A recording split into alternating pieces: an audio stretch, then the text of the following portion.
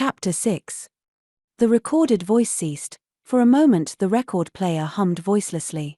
Loud in the silence, a photocell acted with a double click, opening one segment of the sun shielding and closing another at the opposite side of the dome. Space Commodore Alex Napier glanced up from his desk and out at the harshly angular landscape of Xerxes and the blackness of airless space beyond the disquietingly close horizon. Then he picked up his pipe and knocked the heel out into the ashtray. Nobody said anything. He began packing tobacco into the bowl. "Well, gentlemen," he invited comment.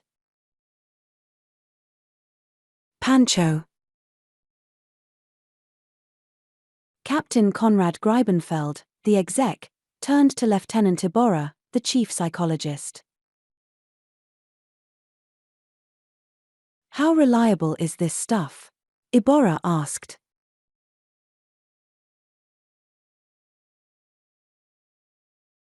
"Well, I knew Jack Holloway 30 years ago, on Fenris, when I was just an ensign. He must be past 70 now," he parenthesized. "If he says he saw anything, I'll believe it. And Bennett Rainsford's absolutely reliable, of course." "How about the agent?" Iborra insisted. He and Stephen Ailborg, the intelligence officer, exchanged glances. He nodded, and Ailborg said, "One of the best. One of our own, Lieutenant J.G., Naval Reserve.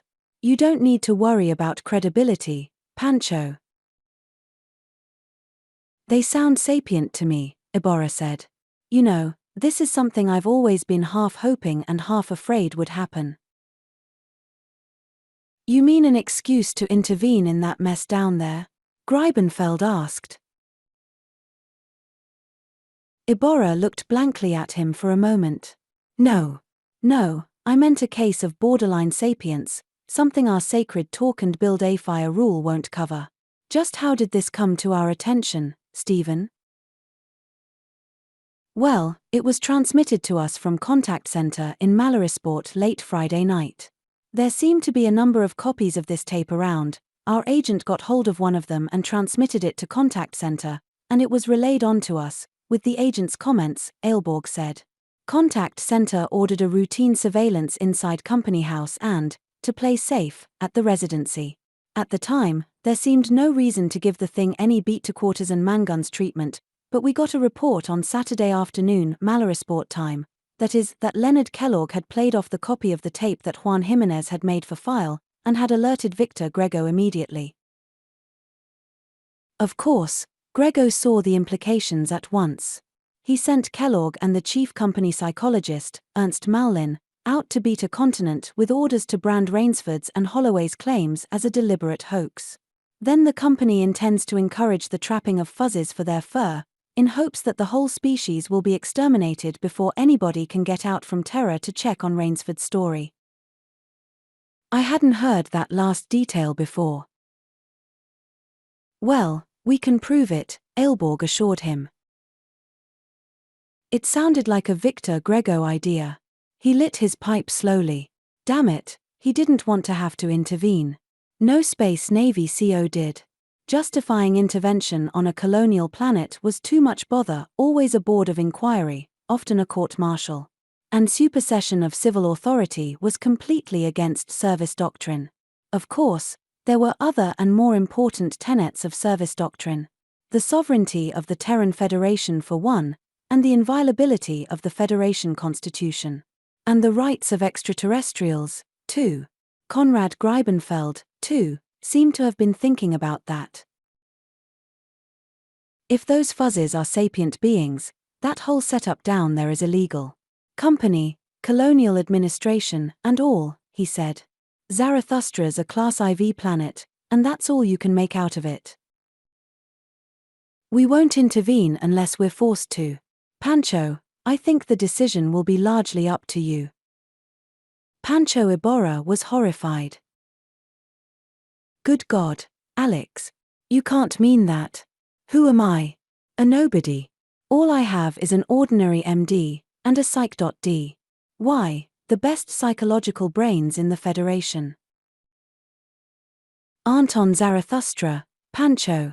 They're on Terra, 500 light-years, 6 months ship voyage each way. Intervention, of course, is my responsibility, but the sapience question is yours. I don't envy you, but I can't relieve you of it. Gerd van Riebeek's suggestion that all 3 of the visitors sleep aboard the airboat hadn't been treated seriously at all. Gerd himself was accommodated in the spare room of the living hut. Juan Jimenez went with Ben Rainsford to his camp for the night. Ruth Ortheris had the cabin of the boat to herself. Rainsford was on the screen the next morning, while Jack and Gerd and Ruth and the Fuzzes were having breakfast. He and Jimenez had decided to take his air jeep and work down from the head of Cold Creek in the belief that there must be more Fuzzes around in the woods. Both Gerd and Ruth decided to spend the morning at the camp and get acquainted with the Fuzzes on hand. The family had had enough breakfast to leave them neutral on the subject of land prawns, and they were given another of the new toys, a big colored ball. They rolled it around in the grass for a while, decided to save it for their evening romp and took it into the house. Then they began playing aimlessly among some junk in the shed outside the workshop. Once in a while one of them would drift away to look for a prawn, more for sport than food. Ruth and Gerd and Jack were sitting at the breakfast table on the grass, talking idly and trying to think of excuses for not washing the dishes. Mama Fuzzy and Baby were poking about in the tall grass. Suddenly Mama gave a shrill cry and started back for the shed, chasing Baby ahead of her and slapping him on the bottom with the flat of her chopper digger to hurry him along. Jack started for the house at a run. Gerd grabbed his camera and jumped up on the table. It was Ruth who saw the cause of the disturbance. "Jack, look, over there." She pointed to the edge of the clearing. 2 strange Fuzzes. He kept on running, but instead of the rifle he had been going for, he collected his movie camera, 2 of the spare chopper diggers and some XD3.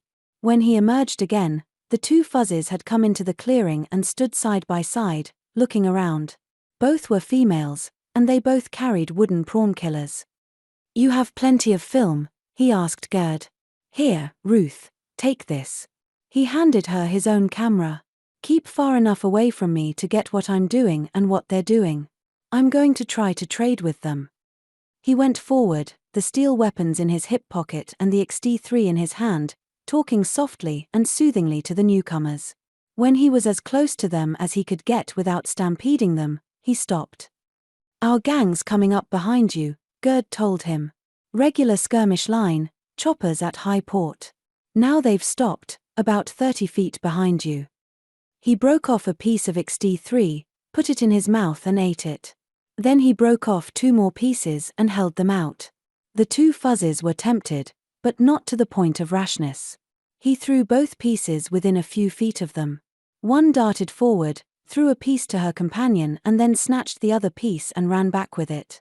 They stood together, nibbling and making soft, delighted noises. His own family seemed to disapprove strenuously of this lavishing of delicacies upon outsiders. However, the 2 strangers decided that it would be safe to come closer, and soon he had them taking bits of field ration from his hand. Then he took the 2 steel chopper diggers out of his pocket, and managed to convey the idea that he wanted to trade. The 2 strange Fuzzes were incredulously delighted. This was too much for his own tribe. They came up yeeking angrily. The 2 strange females retreated a few steps, their new weapon ready. Everybody seemed to expect a fight, and nobody wanted one.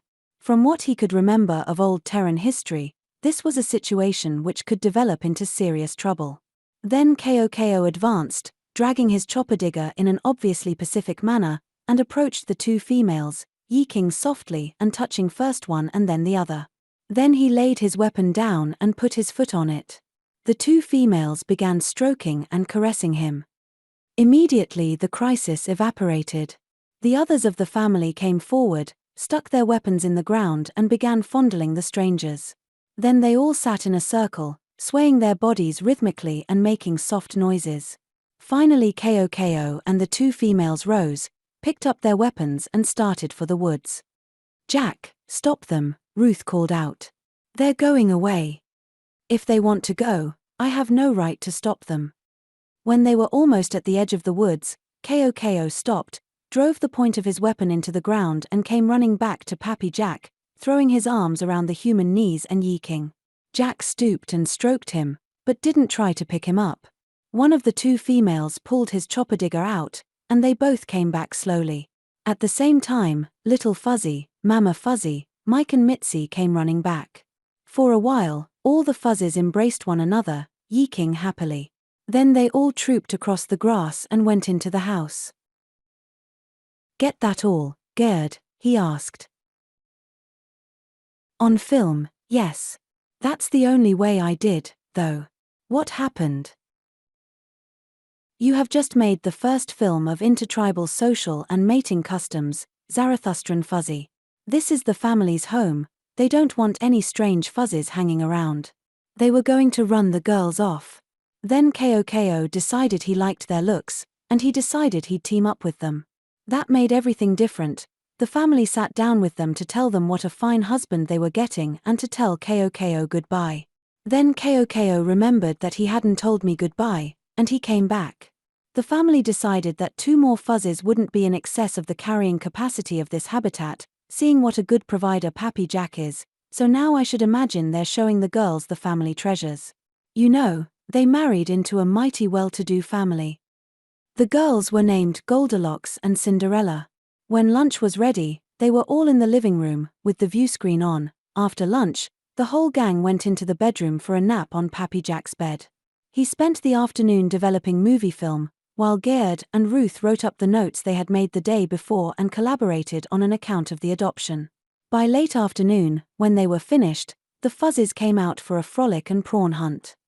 They all heard the aircar before any of the human people did, and they all ran over and climbed up on the bench beside the kitchen door. It was a constabulary cruise car. It landed, and a couple of troopers got out, saying that they'd stopped to see the Fuzzes.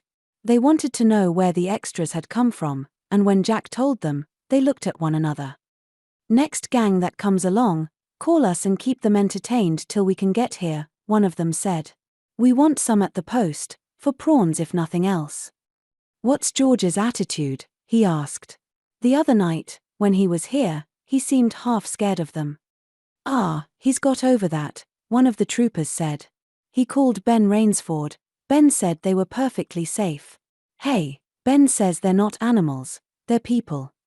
He started to tell them about some of the things the Fuzzes did. He was still talking when the Fuzzes heard another aircar and called attention to it. This time, it was Ben Rainsford and Juan Jimenez. They piled out as soon as they were off contragravity, dragging cameras after them. "Jack, there are Fuzzes all over the place up there," Rainsford began, while he was getting out. "All headed down this way, regular Volca. We saw over 50 of them, 4 families, and individuals, and pairs. I'm sure we missed 10 for everyone we saw. We better get up there with a car tomorrow," one of the troopers said. "Ben, just where were you?" "I'll show you on the map." Then he saw Goldilocks and Cinderella. "Hey, where'd you 2 girls come from? I never saw you around here before." There was another clearing across the stream, with a log footbridge and a path to the camp.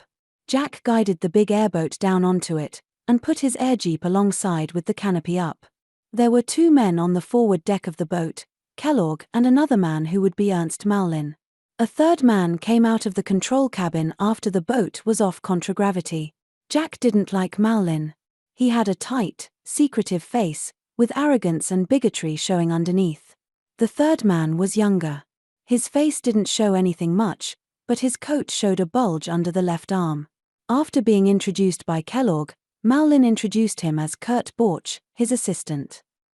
Mallin had to introduce Borch again at the camp, not only to Ben Rainsford but also to Van Riebeek, to Jimenez, and even to Ruth Ortheris, which seemed a little odd. Ruth seemed to think so, too, and Mallin hastened to tell her that Borch was with personnel, giving some kind of tests. That appeared to puzzle her even more. None of the 3 seemed happy about the presence of the constabulary troopers, either. They were all relieved when the cruise car lifted out. Kellogg became interested in the Fuzzes immediately, squatting to examine them.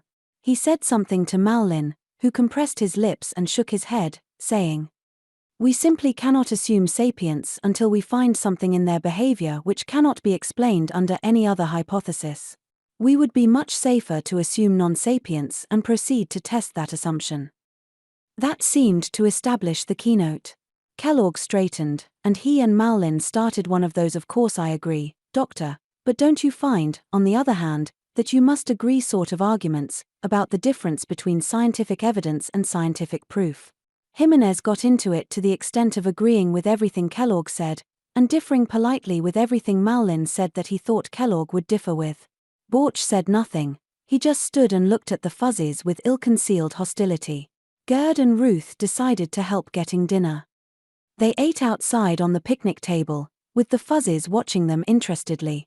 Kellogg and Malin carefully avoided discussing them. It wasn't until after dusk, when the fuzzies brought their ball inside and everybody was in the living room, that Kellogg, adopting a presiding officer manner, got the conversation onto the subject. For some time, without giving anyone else an opportunity to say anything, he gushed about what an important discovery the fuzzies were. The fuzzies themselves ignored him and began dismantling the stick-and-ball construction. For a while Goldilocks and Cinderella watched interestedly, and then they began assisting.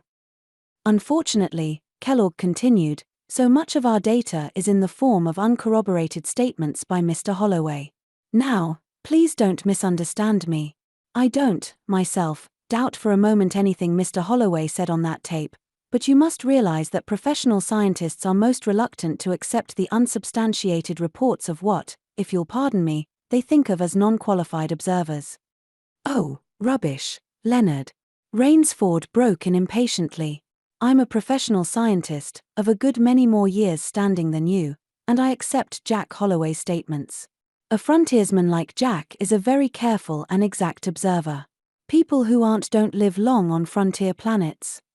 Now, please don't misunderstand me, Kellogg reiterated. I don't doubt Mr. Holloway's statements. I was just thinking of how they would be received on Terra. I shouldn't worry about that, Leonard. The Institute accepts my reports, and I'm vouching for Jack's reliability.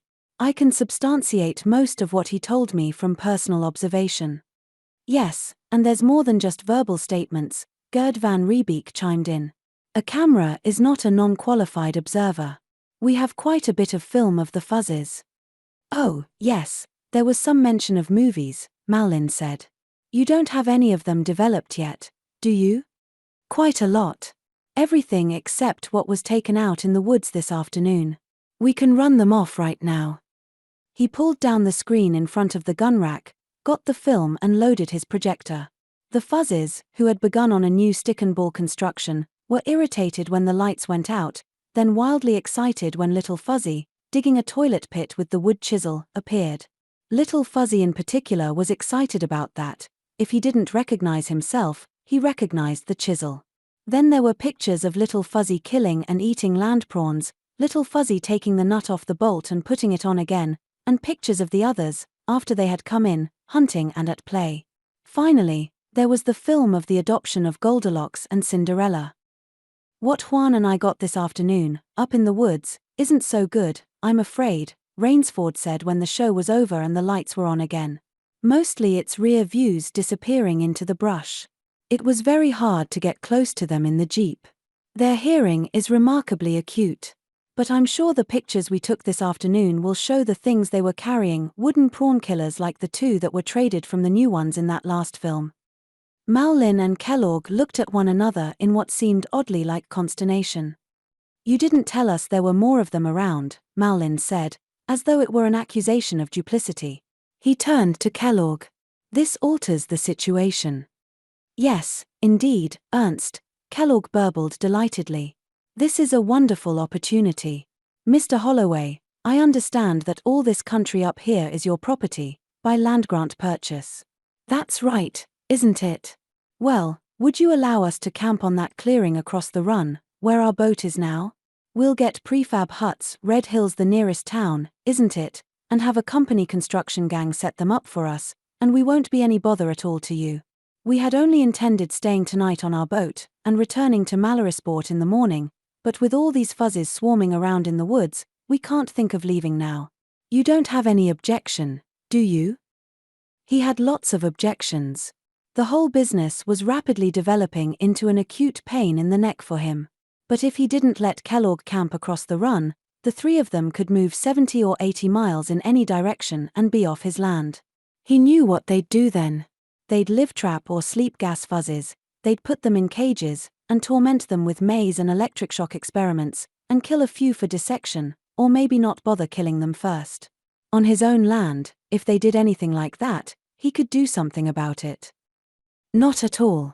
I'll have to remind you again, though, that you're to treat these little people with consideration. Oh, we won't do anything to your fuzzes, Malin said. You won't hurt any fuzzes. Not more than once, anyhow.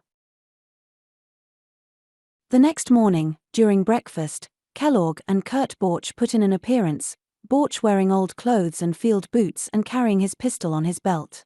They had a list of things they thought they would need for their camp. Neither of them seemed to have more than the foggiest notion of camp requirements. Jack made some suggestions which they accepted. There was a lot of scientific equipment on the list, including an X-ray machine. He promptly ran a pencil line through that. We don't know what these fuzzes' level of radiation tolerance is. We're not going to find out by overdosing one of my fuzzes. Somewhat to his surprise, neither of them gave him any argument. Gerd and Ruth and Kellogg borrowed his air jeep and started north. He and Borch went across the run to make measurements after Rainsford and Jimenez arrived and picked up Malin. Borch took off soon after with the boat for Red Hill. Left alone, he loafed around the camp and developed the rest of the movie film, making 3 copies of everything. Toward noon, Borch brought the boat back, followed by a couple of scow-like farm boats. In a few hours, the company construction men from Red Hill had the new camp set up. Among other things, they brought 2 more air jeeps. The 2 jeeps returned late in the afternoon, everybody excited. Between them, the parties had seen almost 100 fuzzes, and had found 3 camps, 2 among rocks and 1 in a hollow poolball tree. All 3 had been spotted by belts of filled-in toilet pits around them, 2 had been abandoned and the 3rd was still occupied. Kellogg insisted on playing host to Jack and Rainsford for dinner at the camp across the run.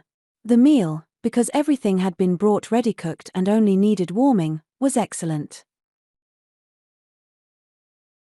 Returning to his own camp with Rainsford, Jack found the fuzzes finished with their evening meal and in the living room, starting a new construction. He could think of no other name for it, with the molecule model balls and sticks.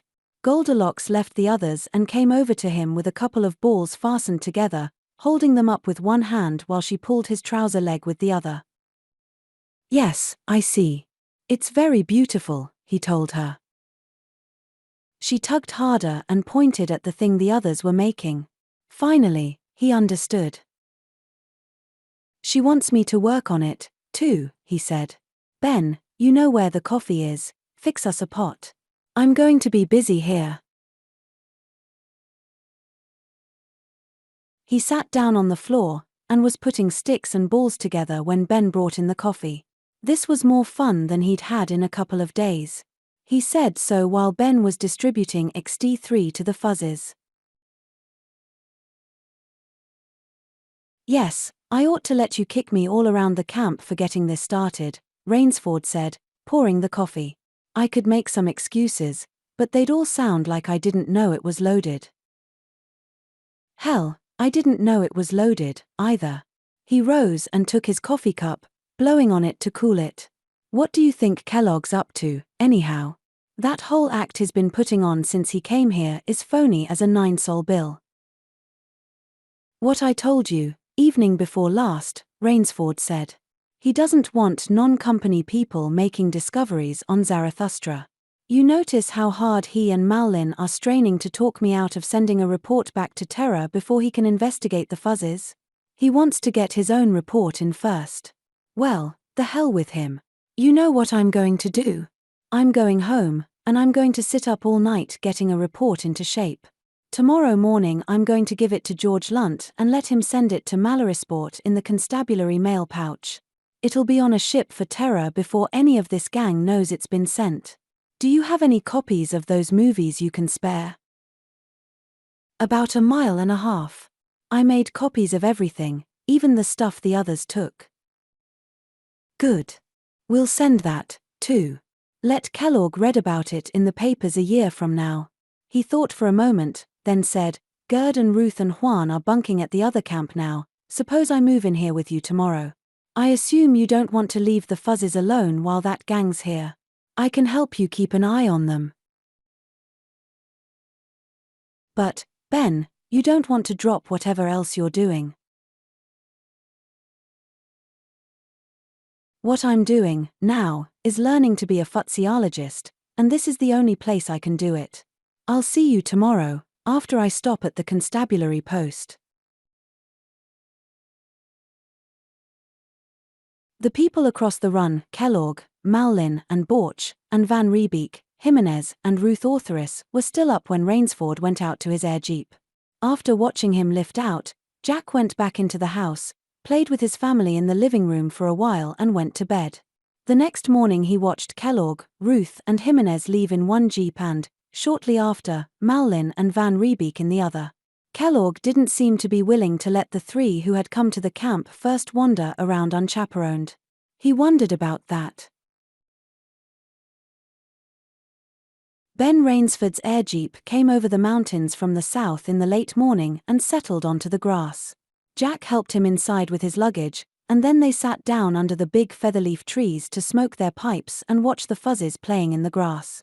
Occasionally they saw Kurt Borch pottering around outside the other camp.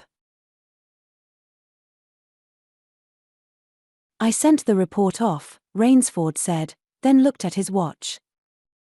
It ought to be on the mail boat for Malarisport by now. This time tomorrow it'll be in hyperspace for Terra. We won't say anything about it, just sit back and watch Len Kellogg and Ernst Mallin working up a sweat trying to talk us out of sending it. He chuckled.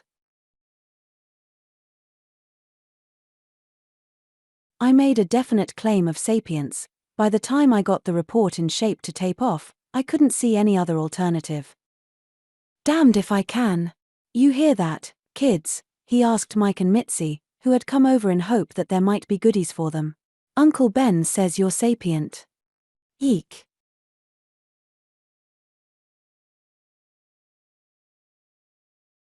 They want to know if it's good to eat. What'll happen now? Nothing, for about a year. 6 months from now, when the ship gets in, the Institute will release it to the press, and then they'll send an investigation team here. So will any of the other universities or scientific institutes that may be interested. I suppose the government'll send somebody, too. After all, sub-civilized natives on colonized planets are wards of the Terran Federation. He didn't know that he liked that. The less he had to do with the government the better, and his Fuzzes were wards of Pappy Jack Holloway. He said as much. Rainsford picked up Mitzi and stroked her. Nice fur, he said. Fur like that would bring good prices. It will, if we don't get these people recognized as sapient beings. He looked across the run at the new camp and wondered. Maybe Leonard Kellogg saw that, too, and saw profits for the company in fuzzy fur. The air jeeps returned in the middle of the afternoon, first Mallin's, and then Kellogg's. Everybody went inside. An hour later, a constabulary car landed in front of the Kellogg camp. George Lunt and Ahmed Kadra got out. Kellogg came outside, spoke with them and then took them into the main living hut. Half an hour later, the lieutenant and the trooper emerged, lifted their car across the run and set it down on the lawn. The Fuzzes ran to meet them, possibly expecting more whistles, and followed them into the living room. Lunt and Kadra took off their berets, but made no move to unbuckle their gun belts. We got your package off all right, Ben, Lunt said. He sat down and took Goldilocks on his lap. Immediately Cinderella jumped up, also. Jack, what the hell's that gang over there up to anyhow? You got that, too? You can smell it on them for a mile, against the wind. In the first place, that Borch. I wish I could get his prints, I'll bet we have them on file. And the whole gang's trying to hide something, and what they're trying to hide is something they're scared of, like a body in a closet. When we were over there, Kellogg did all the talking. Anybody else who tried to say anything got shut up fast. Kellogg doesn't like you, Jack, and he doesn't like Ben, and he doesn't like the Fuzzes. Most of all, he doesn't like the Fuzzes. Well, I told you what I thought this morning, Rainsford said. They don't want outsiders discovering things on this planet. It wouldn't make them look good to the Home Office on Terra. Remember, it was some non-company people who discovered the first sunstones, back in 48. George Lunt looked thoughtful. On him, it was a scowl. I don't think that's it, Ben. When we were talking to him, he admitted very freely that you and Jack discovered the Fuzzes. The way he talked, he didn't seem to think they were worth discovering at all. And he asked a lot of funny questions about you, Jack. The kind of questions I'd ask if I was checking up on somebody's mental competence. The scowl became one of anger now. By God, I wish I had an excuse to question him with a veridicator. Kellogg didn't want the Fuzzes to be sapient beings. If they weren't, they'd be fur-bearing animals.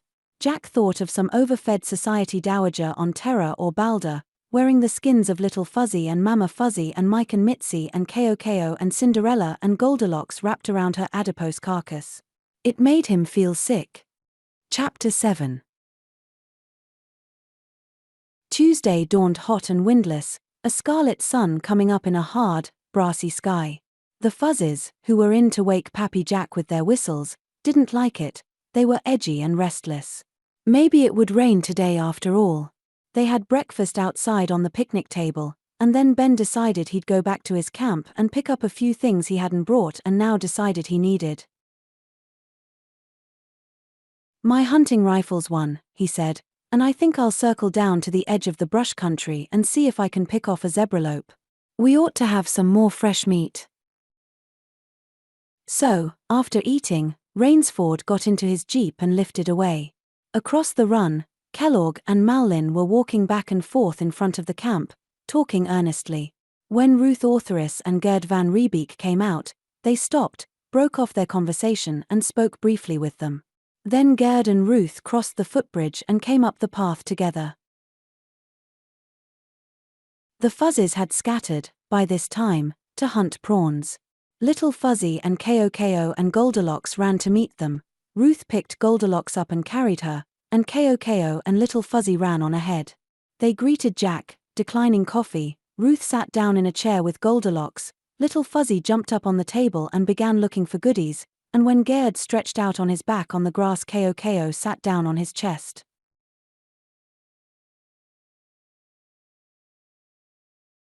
Goldilocks is my favorite Fuzzy, Ruth was saying. She is the sweetest thing. Of course, they're all pretty nice. I can't get over how affectionate and trusting they are. The ones we saw out in the woods were so timid. Well, the ones out in the woods don't have any Pappy Jack to look after them, Gerd said. I'd imagine they're very affectionate among themselves, but they have so many things to be afraid of. You know, there's another prerequisite for sapience. It develops in some small, relatively defenseless, animal surrounded by large and dangerous enemies he can't outrun or outfight. So, to survive, he has to learn to outthink them. Like our own remote ancestors, or like Little Fuzzy, he had his choice of getting sapient or getting exterminated. Ruth seemed troubled. Gerd, Dr. Malin has found absolutely nothing about them that indicates true sapience.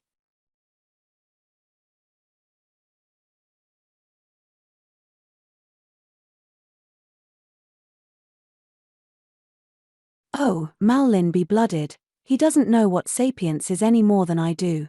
And a good deal less than you do, I'd say. I think he's trying to prove that the Fuzzes aren't sapient. Ruth looked startled. What makes you say that? It's been sticking out all over him ever since he came here. You're a psychologist, don't tell me you haven't seen it. Maybe if the Fuzzes were proven sapient it would invalidate some theory he's gotten out of a book, and he'd have to do some thinking for himself. He wouldn't like that. But you have to admit he's been fighting the idea, intellectually and emotionally, right from the start. Why, They could sit down with pencils and slide rules and start working differential calculus, and it wouldn't convince him. Dr. Mallin's trying to, she began angrily. Then she broke it off. Jack, excuse us. We didn't really come over here to have a fight. We came to meet some fuzzes. Didn't we, Goldilocks?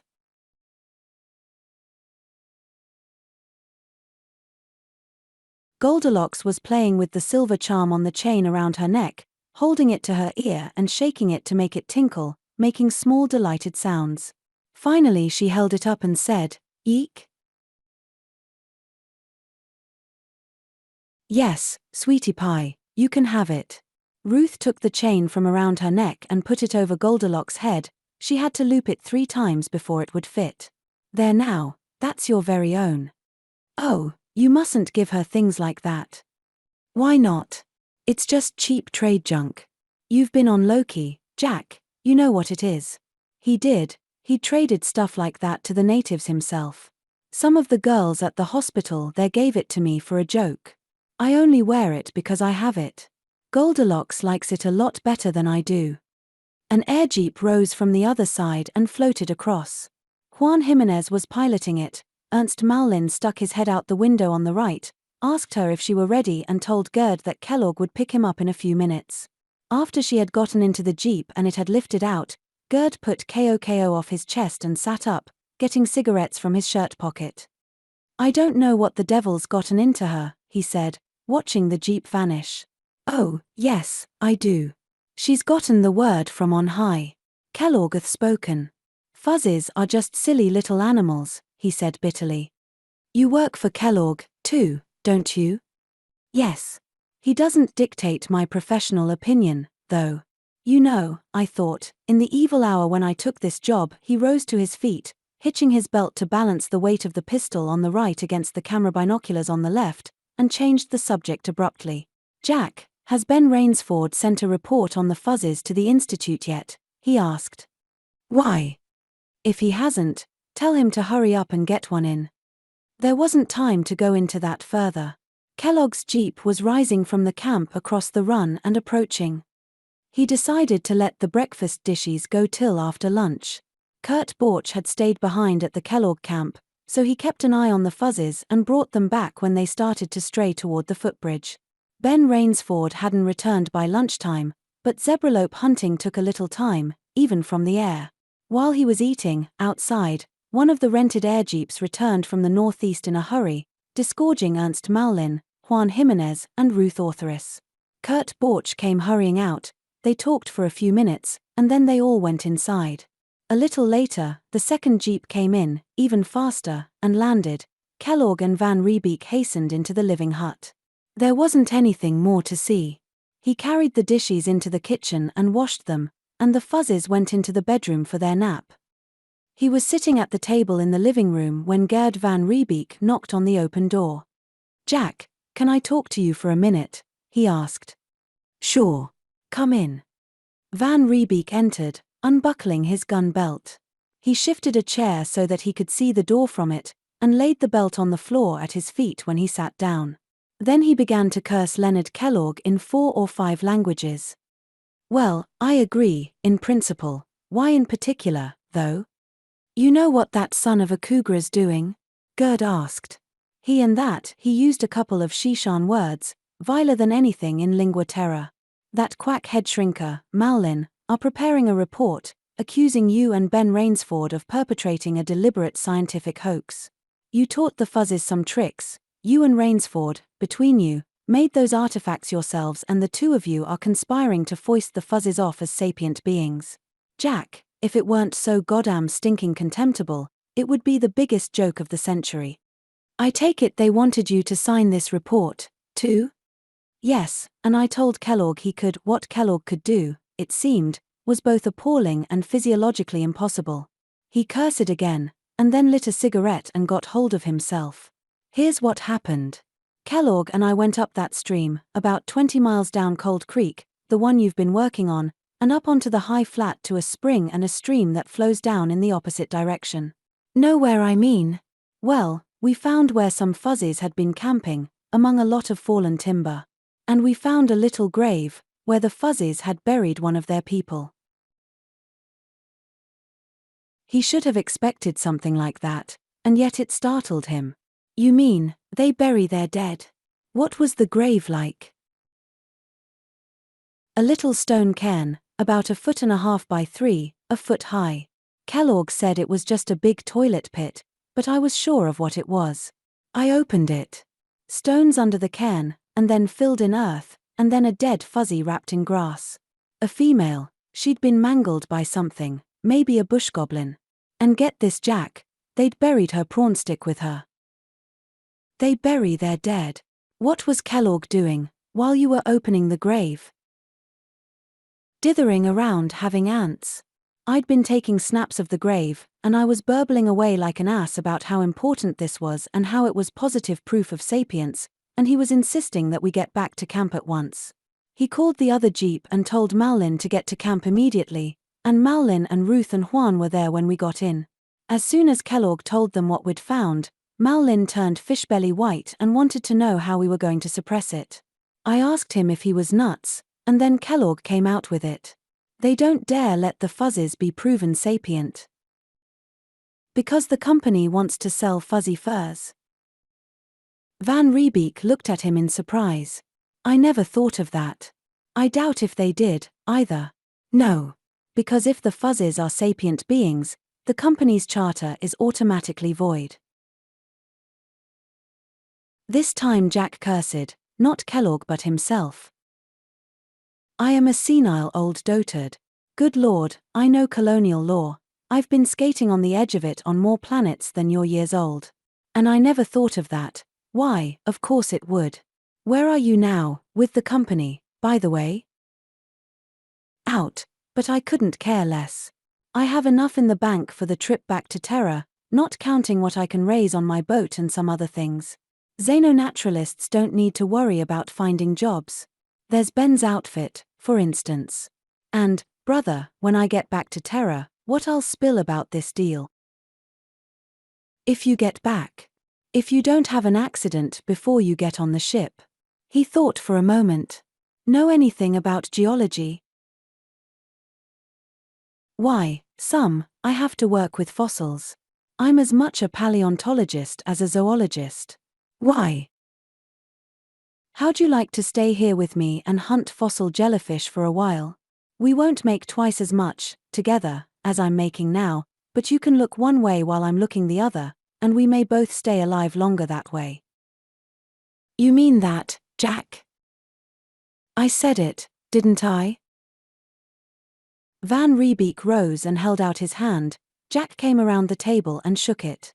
Then he reached back and picked up his belt, putting it on. Better put yours on, too, partner.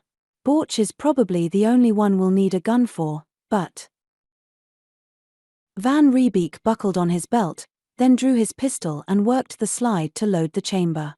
What are we going to do? He asked. Well, we're going to try to handle it legally. Fact is, I'm even going to call the cops. He punched out a combination on the communication screen. It lighted and opened a window into the constabulary post. The sergeant who looked out of it recognized him and grinned. Hi, Jack. How's the family? He asked.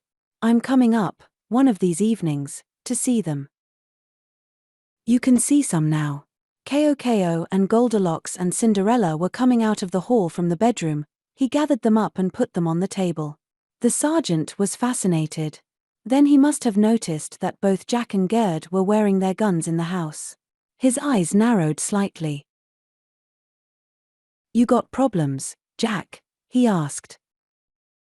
Little ones. They may grow, though.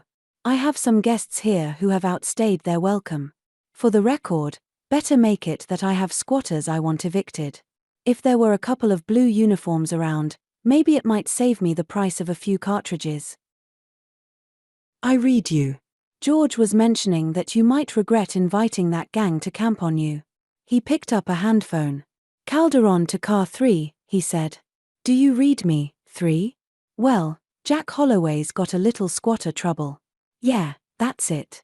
He's ordering them off his grant, and he thinks they might try to give him an argument. Yeah, sure, peace-loving Jack Holloway, that's him. Well, go chase his squatters for him, and if they give you anything about being company big wheels, we don't care what kind of wheels they are, just so's they start rolling. He replaced the phone. Look for them in about an hour, Jack. Why, thanks, Phil. Drop in some evening when you can hang up your gun and stay a while. He blanked the screen and began punching again. This time he got a girl, and then the company construction boss at Red Hill. Oh, hello, Jack. Is Dr. Kellogg comfortable? Not very. He's moving out this afternoon. I wish you'd have your gang come up with those scows and get that stuff out of my backyard. Well, he told us he was staying for a couple of weeks. He got his mind changed for him. He's to be off my land by sunset. The company man looked troubled. Jack, you haven't been having trouble with Dr. Kellogg, have you? He asked. He's a big man with the company. That's what he tells me. You'll still have to come and get that stuff, though. He blanked the screen. You know, he said, I think it would be no more than fair to let Kellogg in on this. What's his screen combination? Gerd supplied it, and he punched it out. One of those tricky special company combinations. Kurt Borch appeared in the screen immediately. I want to talk to Kellogg. Dr. Kellogg is very busy, at present. He's going to be a damned sight busier. This is moving day. The whole gang of you have till 1800 to get off my grant. Borch was shoved aside, and Kellogg appeared. What's this nonsense? He demanded angrily. You're ordered to move. You want to know why? I can let Gerd van Riebeek talk to you. I think there are a few things he's forgotten to call you. You can't order us out like this. Why, you gave us permission. Permission cancelled. I've called Mike Hennon in Red Hill. He's sending his scows back for the stuff he brought here. Lieutenant Lunt will have a couple of troopers here, too. I'll expect you to have your personal things aboard your airboat when they arrive. He blanked the screen while Kellogg was trying to tell him that it was all a misunderstanding. I think that's everything. It's quite a while till sundown, he added, but I move for suspension of rules while we pour a small libation to sprinkle our new partnership. Then we can go outside and observe the enemy. There was no observable enemy action when they went out and sat down on the bench by the kitchen door. Kellogg would be screening Mike Hennon and the constabulary post for verification, and there would be a lot of gathering up and packing to do. Finally, Kurt Borch emerged with a contragravity lifter piled with boxes and luggage, and Jimenez walking beside to steady the load. Jimenez climbed up onto the airboat and Borch floated the load up to him and then went back into the huts. This was repeated several times. In the meantime, Kellogg and Malin seemed to be having some sort of exchange of recriminations in front. Ruth Ortheris came out, carrying a briefcase, and sat down on the edge of a table under the awning. Neither of them had been watching the fuzzes, until they saw one of them start down the path toward the footbridge, a glint of silver at the throat identifying Goldilocks. Look at that fool kid. You stay put, Gerd, and I'll bring her back. He started down the path. By the time he had reached the bridge, Goldilocks was across and had vanished behind one of the air jeeps parked in front of the Kellogg camp. When he was across and within 20 feet of the vehicle, he heard a sound across and within 20 feet of the vehicle, he heard a sound he had never heard before, a shrill, thin shriek, like a file on sore teeth. At the same time, Ruth's voice screamed. Don't. Leonard, stop that. As he ran around the jeep, the shrieking broke off suddenly. Goldilocks was on the ground, her fur reddened. Kellogg stood over her, one foot raised. He was wearing white shoes, and they were both spotted with blood. He stamped the foot down on the little bleeding body, and then Jack was within reach of him, and something crunched under the fist he drove into Kellogg's face. Kellogg staggered and tried to raise his hands. He made a strangled noise, and for an instant the idiotic thought crossed Jack's mind that he was trying to say, "Now, please don't misunderstand me. He caught Kellogg's shirt front in his left hand, and punched him again in the face, and again, and again.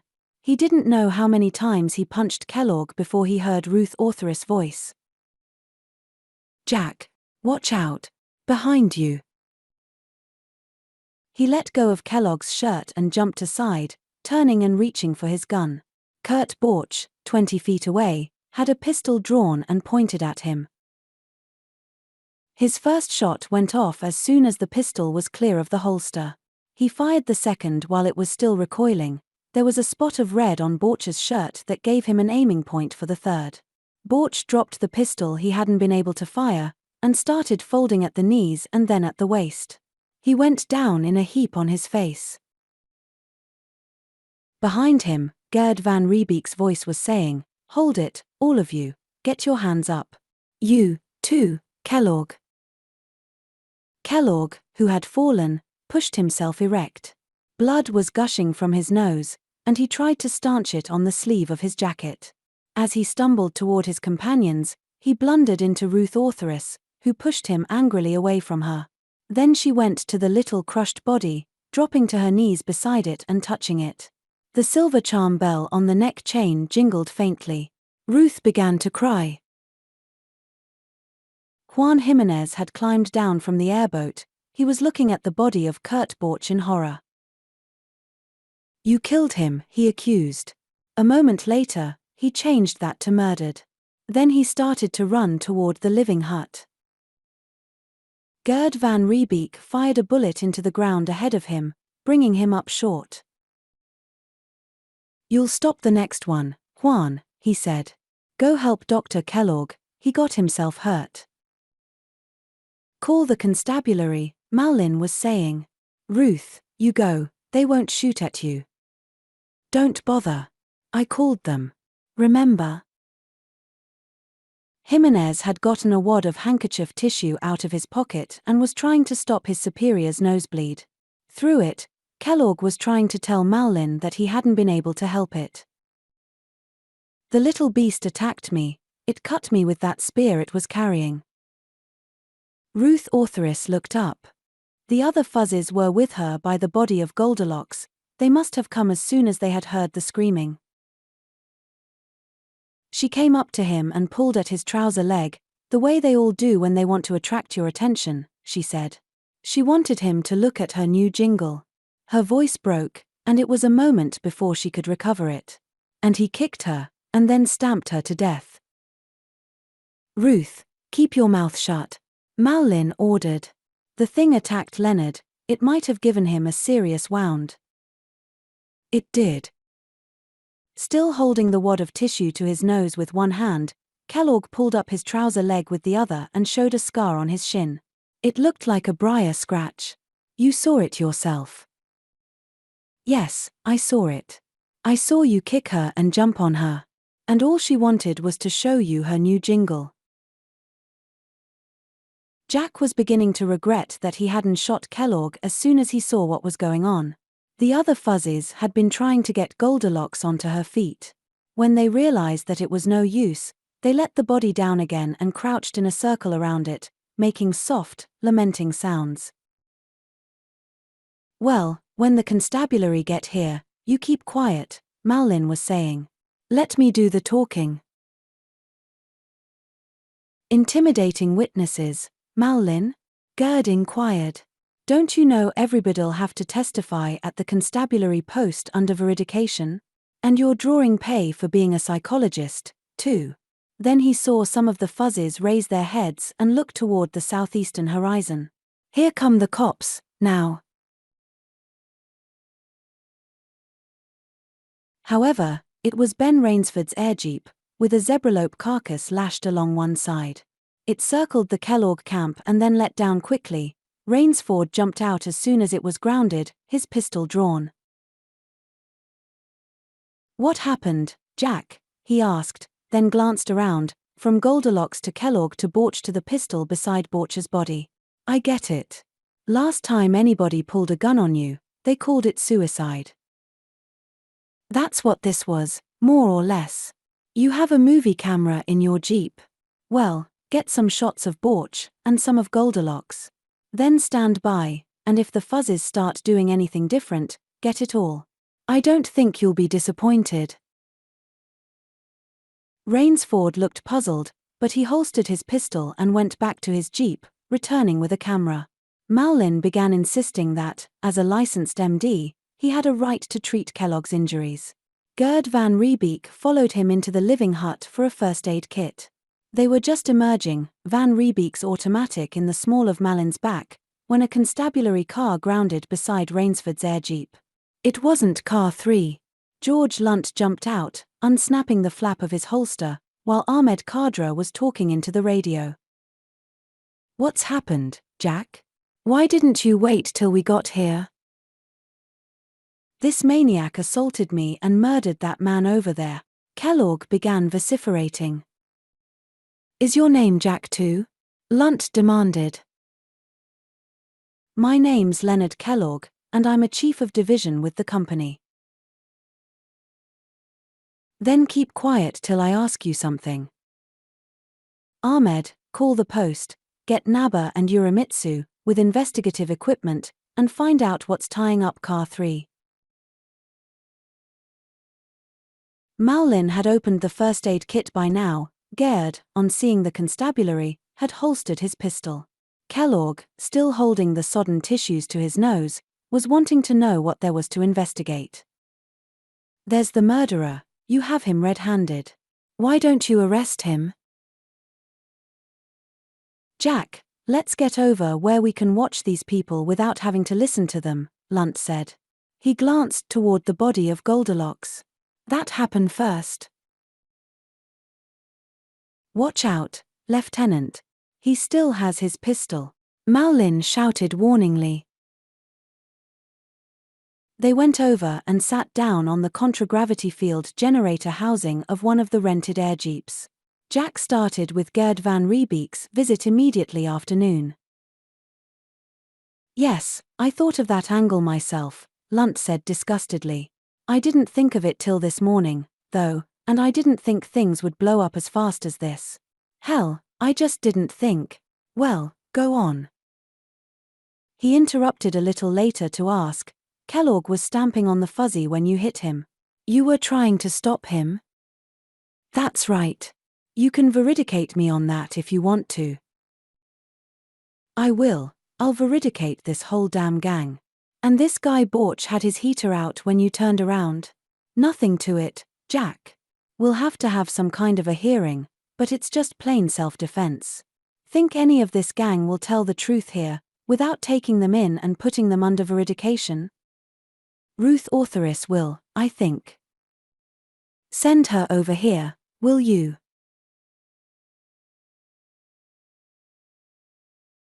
She was still with the fuzzes, and Ben Rainsford was standing beside her, his camera ready. The fuzzes were still swaying and yeeking plaintively. She nodded and rose without speaking, going over to where Lunt waited. "Just what did happen, Jack?" Rainsford wanted to know. "And whose side is he on?" He nodded toward Van Riebeek, standing guard over Kellogg and Malin, his thumbs in his pistol belt. "Ours. His quit the company." Just as he was finishing, Car 3 put in an appearance. He had to tell the same story over again. The area in front of the Kellogg camp was getting congested. He hoped Mike Hennon's labor gang would stay away for a while. Lunt talked to Van Riebeek when he had finished with Ruth, and then with Jimenez and Malin and Kellogg. Then he and one of the men from Car 3 came over to where Jack and Rainsford were standing. Gerd van Riebeek joined them just as Lunt was saying, "Jack, Kellogg's made a murder complaint against you. I told him it was self-defense, but he wouldn't listen.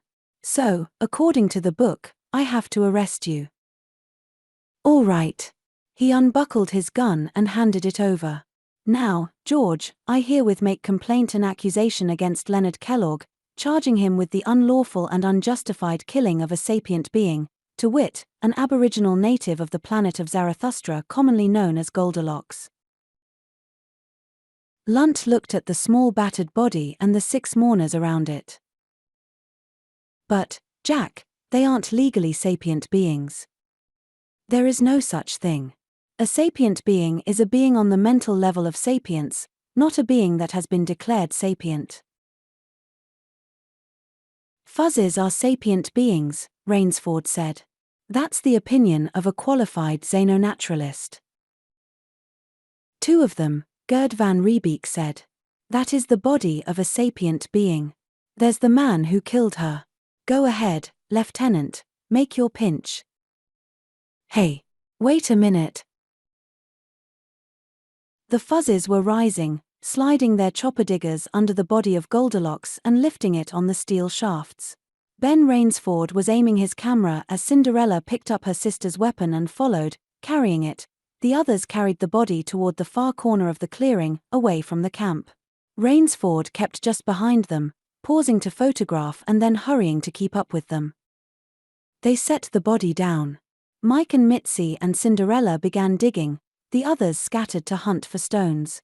Coming up behind them, George Lunt took off his beret and stood holding it in both hands. He bowed his head as the grass-wrapped body was placed in the little grave and covered.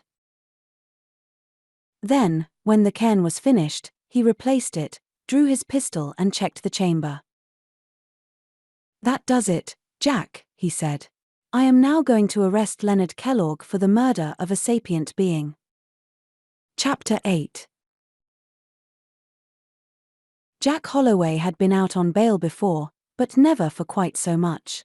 It was almost worth it, though, to see Leslie Coombs's eyes widen and Mohammed Ali O'Brien's jaw drop when he dumped the bag of sunstones, blazing with the heat of the day and of his body, on George Lunt's magisterial bench and invited George to pick out 25,000 sols worth.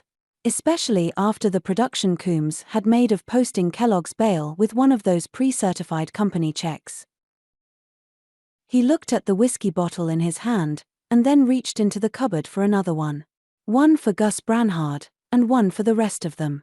There was a widespread belief that that was why Gustavus Adolphus Branhard was practicing sporadic law out here in the boondocks of a boondock planet, defending gunfighters and veldbeest rustlers.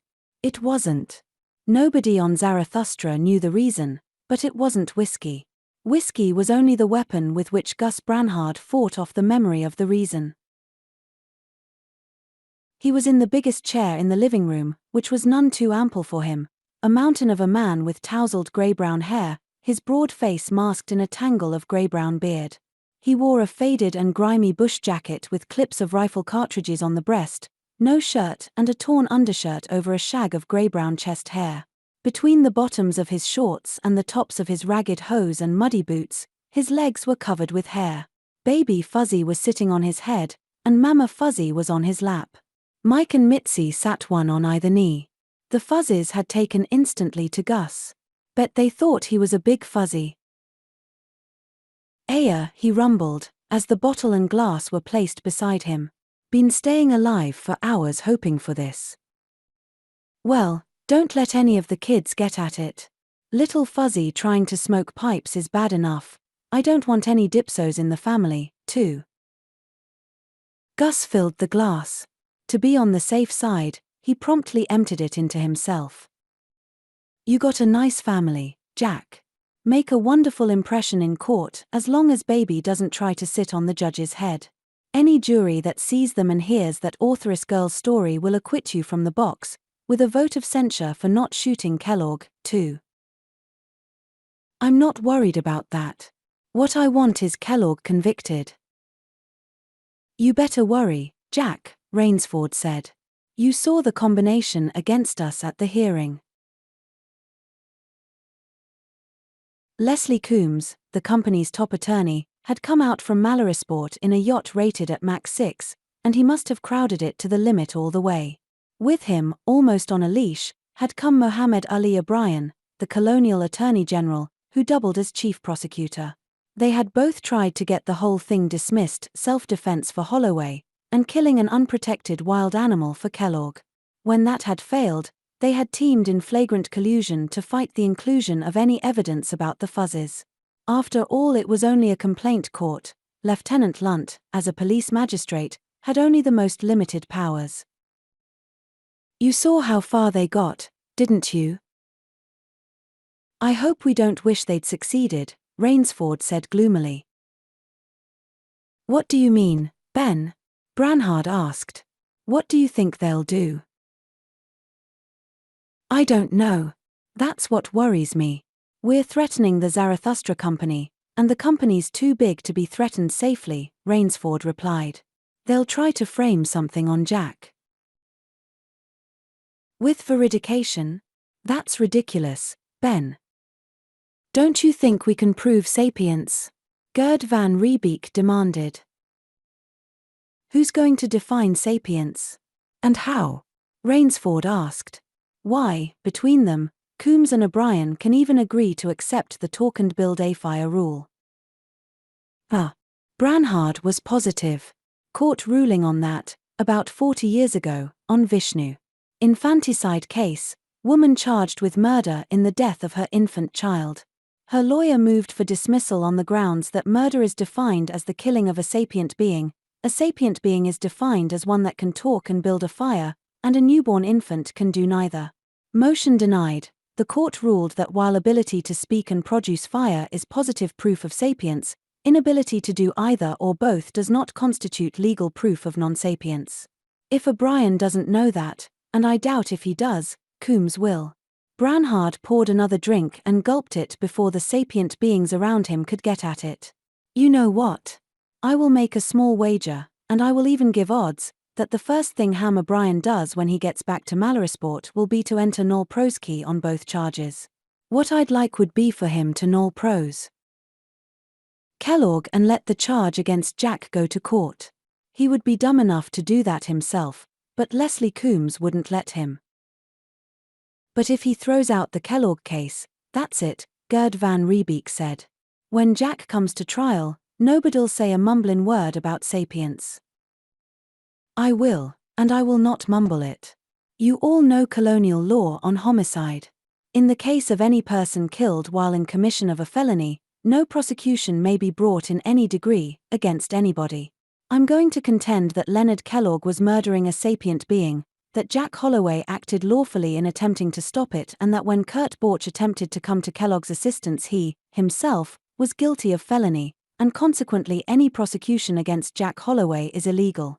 And to make that contention stick, I shall have to say a great many words, and produce a great deal of testimony, about the sapience of fuzzes.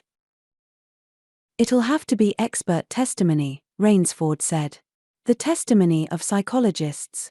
I suppose you know that the only psychologists on this planet are employed by the chartered Zarathustra company.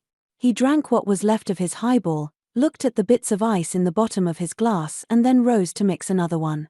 I'd have done the same as you did, Jack, but I still wish this hadn't happened. Mama Fuzzy looked up, startled by the exclamation. What do you think Victor Grego's wishing, right now? Victor Grego replaced the handphone. Leslie, on the yacht, he said. They're coming in now. They'll stop at the hospital to drop Kellogg, and then they're coming here. Nick Emmett nibbled a canape. He had reddish hair, pale eyes, and a wide, bovine face. Holloway must have done him up pretty badly, he said. I wish Holloway'd killed him.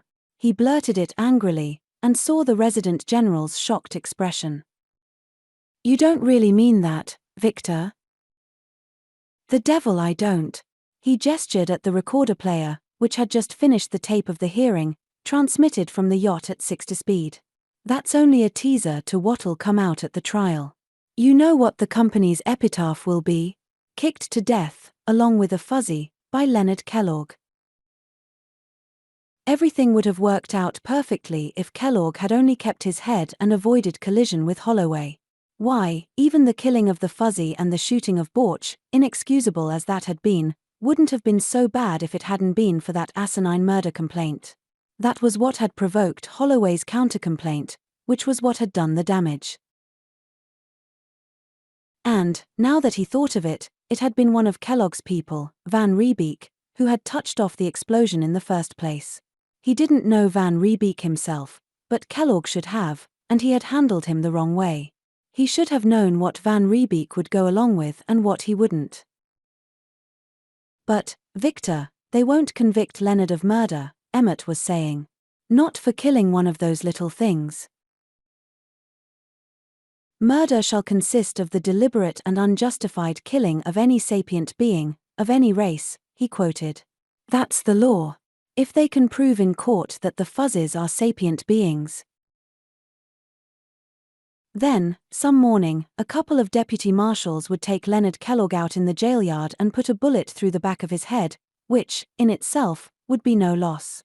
The trouble was, they would also be shooting an irreparable hole in the Zarathustra Company's charter. Maybe Kellogg could be kept out of court, at that. There wasn't a ship blasted off from Darius without a couple of drunken spacemen being hustled aboard at the last moment. With the job Holloway must have done, Kellogg should look just right as a drunken spaceman. The 25,000 souls bond could be written off. That was pennies to the company. No, that would still leave them stuck with the Holloway trial. You want me out of here when the others come, Victor? Emmett asked, popping another canape into his mouth. No, sit still. This will be the last chance we'll have to get everybody together.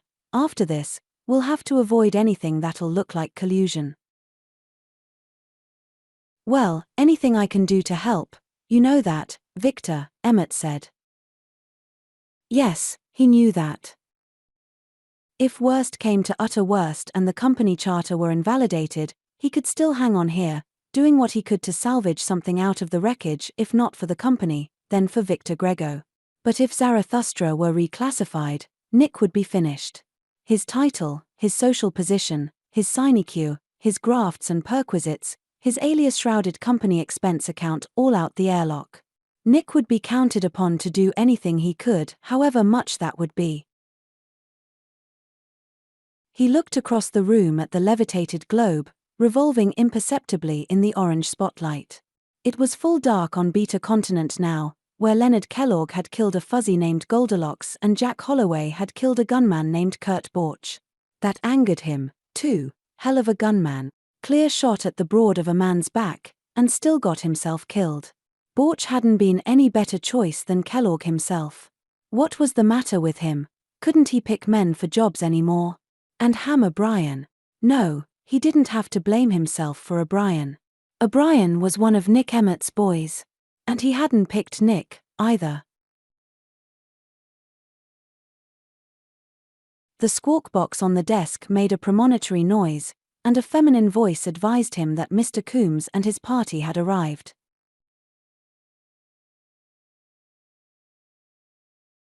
All right, show them in.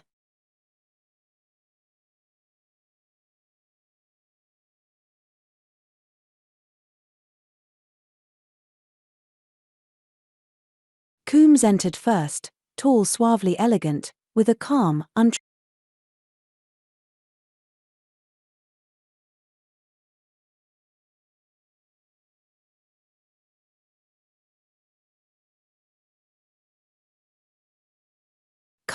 untroubled face.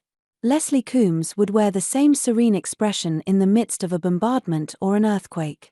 He had chosen Coombs for chief attorney, and thinking of that made him feel better. Mohammed Ali O'Brien was neither tall, elegant, nor calm.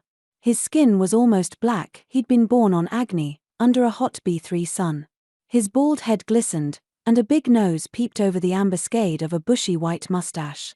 What was it they said about him? Only man on Zarathustra who could strut sitting down.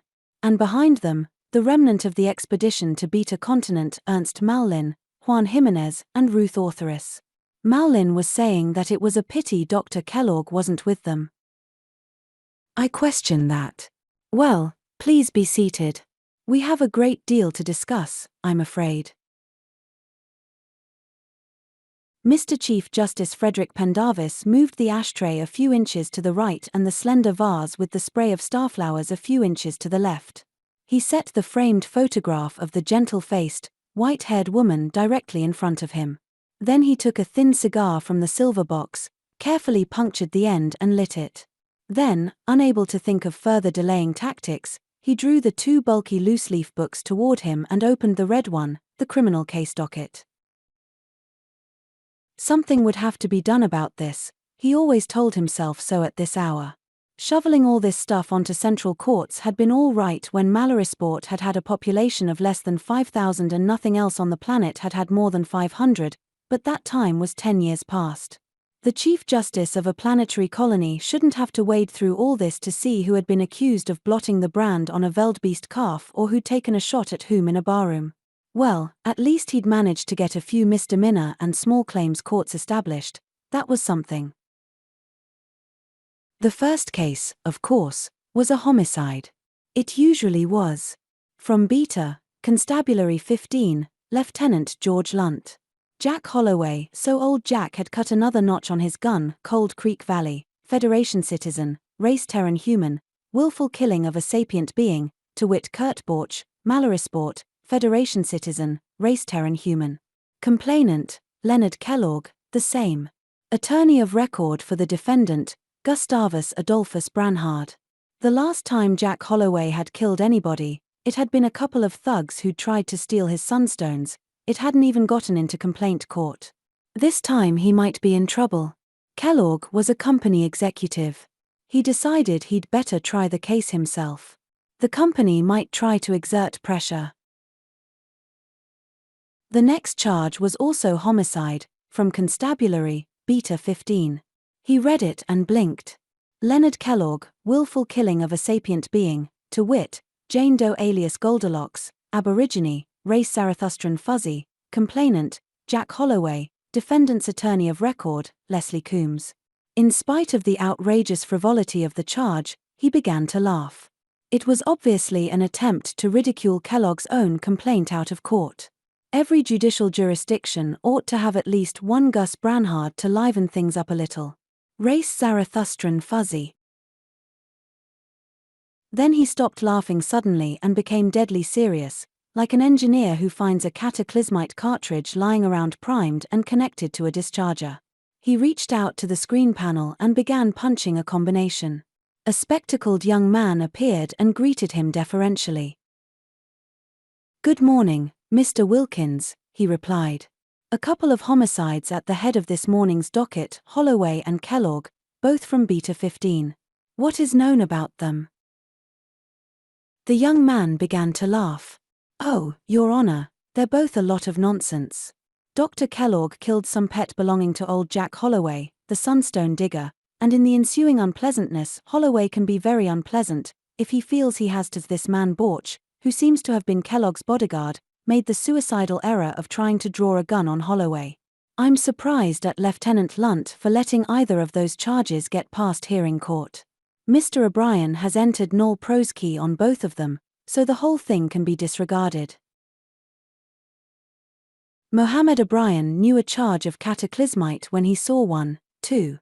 His impulse had been to pull the detonator. Well, maybe this charge ought to be shot, just to see what it would bring down. "I haven't approved the null pros key yet, Mr. Wilkins," he mentioned gently. "Would you please transmit to me the hearing tapes on these cases, at 60 speed? I'll take them on the recorder of this screen. Thank you." He reached out and made the necessary adjustments. Wilkins, the clerk of the courts, left the screen and returned. There was a wavering scream for a minute and a half. Going to take more time than he had expected. Well, there wasn't enough ice in the glass, and Leonard Kellogg put more in. Then there was too much, and he added more brandy. He shouldn't have started drinking this early, be drunk by dinner time if he kept it up, but what else was there to do? He couldn't go out, not with his face like this. In any case, he wasn't sure he wanted to. They were all down on him. Ernst Mallin, and Ruth Ortheris, and even Juan Jimenez. At the constabulary post, Coombs and O'Brien had treated him like an idiot child who has to be hushed in front of company, and coming back to Mallorysport they had ignored him completely. He drank quickly, and then there was too much ice in the glass again. Victor Grego had told him he'd better take a vacation till the trial was over, and put Mallin in charge of the division. Said he oughtn't to be in charge while the division was working on defense evidence. Well, maybe, it looked like the first step toward shoving him completely out of the company. He dropped into a chair and lit a cigarette. It tasted badly, and after a few puffs he crushed it out. Well, what else could he have done? After they'd found that little grave, he had to make Gerd understand what it would mean to the company. Juan and Ruth had been all right, but Gerd, the things Gerd had called him, the things he'd said about the company. And then that call from Holloway, and the humiliation of being ordered out like a tramp. And then that disgusting little beast had come pulling at his clothes, and he had pushed it away, well, kicked it maybe, and it had struck at him with the little spear it was carrying. Nobody but a lunatic would give a thing like that to an animal anyhow. And he had kicked it again, and it had screamed. The communication screen in the next room was buzzing. Maybe that was Victor. He gulped the brandy left in the glass and hurried to it. It was Leslie Coombs, his face remotely expressionless. "Oh, hello, Leslie." "Good afternoon, Dr. Kellogg." The formality of address was studiously rebuking. "The chief prosecutor just called me. Judge Pendarvis has denied the nolle pros key he entered in your case and in Mr. Holloway's, and ordered both cases to trial." "You mean they're actually taking this seriously?" "It is serious. If you're convicted, the company's charter will be almost automatically voided. And, although this is important only to you personally, you might, very probably, be sentenced to be shot." He shrugged that off, and continued, "Now, I'll want to talk to you about your defense, for which I am responsible. Say 10:30 tomorrow, at my office. I should, by that time, know what sort of evidence is going to be used against you. I will be expecting you, Dr. Kellogg." He must have said more than that, but that was all that registered. Leonard wasn't really conscious of going back to the other room, until he realized that he was sitting in his relaxer chair, filling the glass with brandy. There was only a little ice in it, but he didn't care. They were going to try him for murder for killing that little animal, and Hammer Brian had said they wouldn't. He'd promised he'd keep the case from trial and he hadn't. They were going to try him anyhow, and if they convicted him they would take him out and shoot him for just killing a silly little animal. He had killed it, he'd kicked it and jumped on it. He could still hear it screaming and feel the horrible soft crunching under his feet. He gulped what was left in the glass and poured and gulped more. Then he staggered to his feet and stumbled over to the couch and threw himself onto it, face down, among the cushions. Leslie Coombs found Nick Emmett with Victor Grego in the latter's office when he entered. They both rose to greet him, and Grego said, "You've heard?" "Yes. O'Brien called me immediately. I called my client of record, that is, and told him. I'm afraid it was rather a shock to him." "It wasn't any shock to me," Grego said as they sat down. "When Hammer Brian's as positive about anything as he was about that, I always expect the worst." "Pendarvis is going to try the case himself," Emmett said. "I always thought he was a reasonable man, but what's he trying to do now? Cut the company's throat?" "He isn't anti-company. He isn't pro-company either. He's just pro-law. The law says that a planet with native sapient inhabitants is a Class IV planet, and has to have a Class IV colonial government. If Zarathustra is a Class IV planet, he wants it established, and the proper laws applied. If it's a Class IV planet, the Zarathustra company is illegally chartered. It's his job to put a stop to illegality. Frederick Pendarvis' religion is the law, and he is its priest. You never get anywhere by arguing religion with a priest." They were both silent for a while after he had finished. Grego was looking at the globe, and he realized, now, that while he was proud of it, his pride was the pride in a paste jewel that stands for a real one in a bank vault. Now he was afraid that the real jewel was going to be stolen from him. Nick Emmett was just afraid. "You were right yesterday, Victor. I wish Holloway'd killed that son of a cougar. Maybe it's not too late." "Yes, it is, Nick. It's too late to do anything like that. It's too late to do anything but win the case in court." He turned to Grego. "What are your people doing?" Grego took his eyes from the globe. "Ernest Mallin's studying all the filmed evidence we have and all the descriptions of fuzzy behavior, and trying to prove that none of it is the result of sapient mentation. Ruth Authoress is doing the same, only she's working on the line of instinct and conditioned reflexes and non-sapient, single-stage reasoning. She has a lot of rats, and some dogs and monkeys, and a lot of apparatus, and some technician from Henry Stenson's instrument shop helping her. Juan Jimenez is studying mentation of Terran dogs, cats and primates, and Freyan Kolfs and Mimi blackslinkers. He hasn't turned up any simian or canine parallels to that funeral, has he? Grego said nothing, merely shook his head. Emmett muttered something inaudible and probably indecent. I didn't think he had. I only hope those fuzzes don't get up in court, build a bonfire and start making speeches in lingua terra. Nick Emmett cried out in panic. You believe they're sapient yourself? Of course. Don't you? Grego laughed sourly. Nick thinks you have to believe a thing to prove it. It helps, but it isn't necessary. Say we're a debating team, we've been handed the negative of the question. Resolved, that fuzzes are sapient beings. Personally, I think we have the short end of it, but that only means we'll have to work harder on it. You know, I was on a debating team at college, Emmett said brightly. When that was disregarded, he added, if I remember, the first thing was definition of terms. Grego looked up quickly. Leslie, I think Nick has something. What is the legal definition of a sapient being?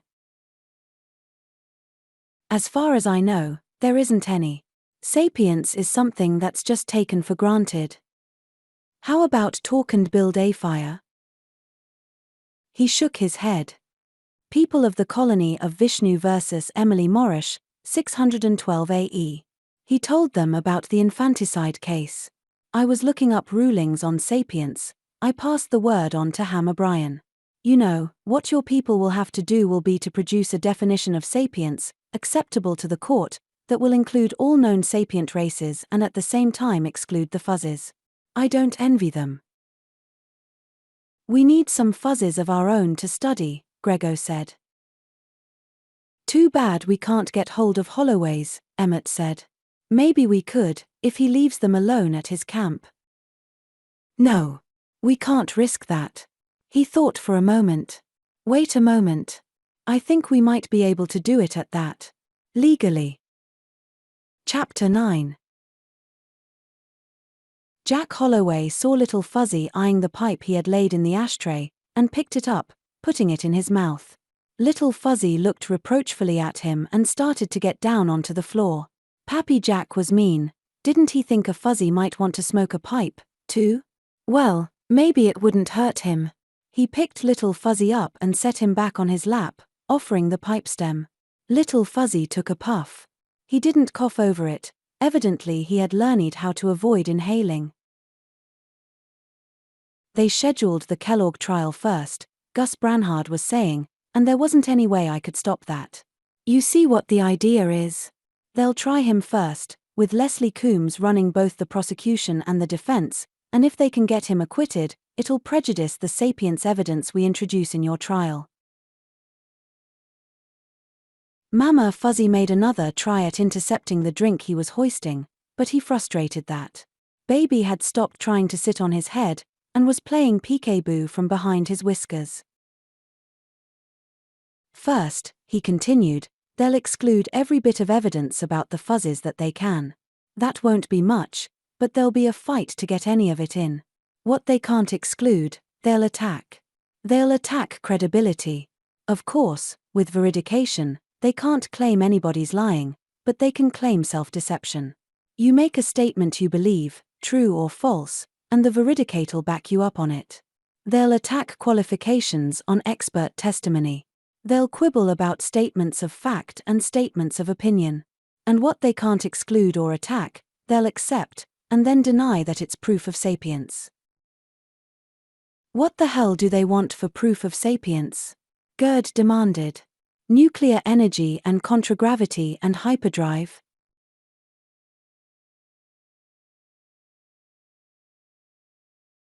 They will have a nice, neat, pedantic definition of sapience, tailored especially to exclude the fuzzes, and they will present it in court and try to get it accepted, and it's up to us to guess in advance what that will be, and have a refutation of it ready, and also a definition of our own.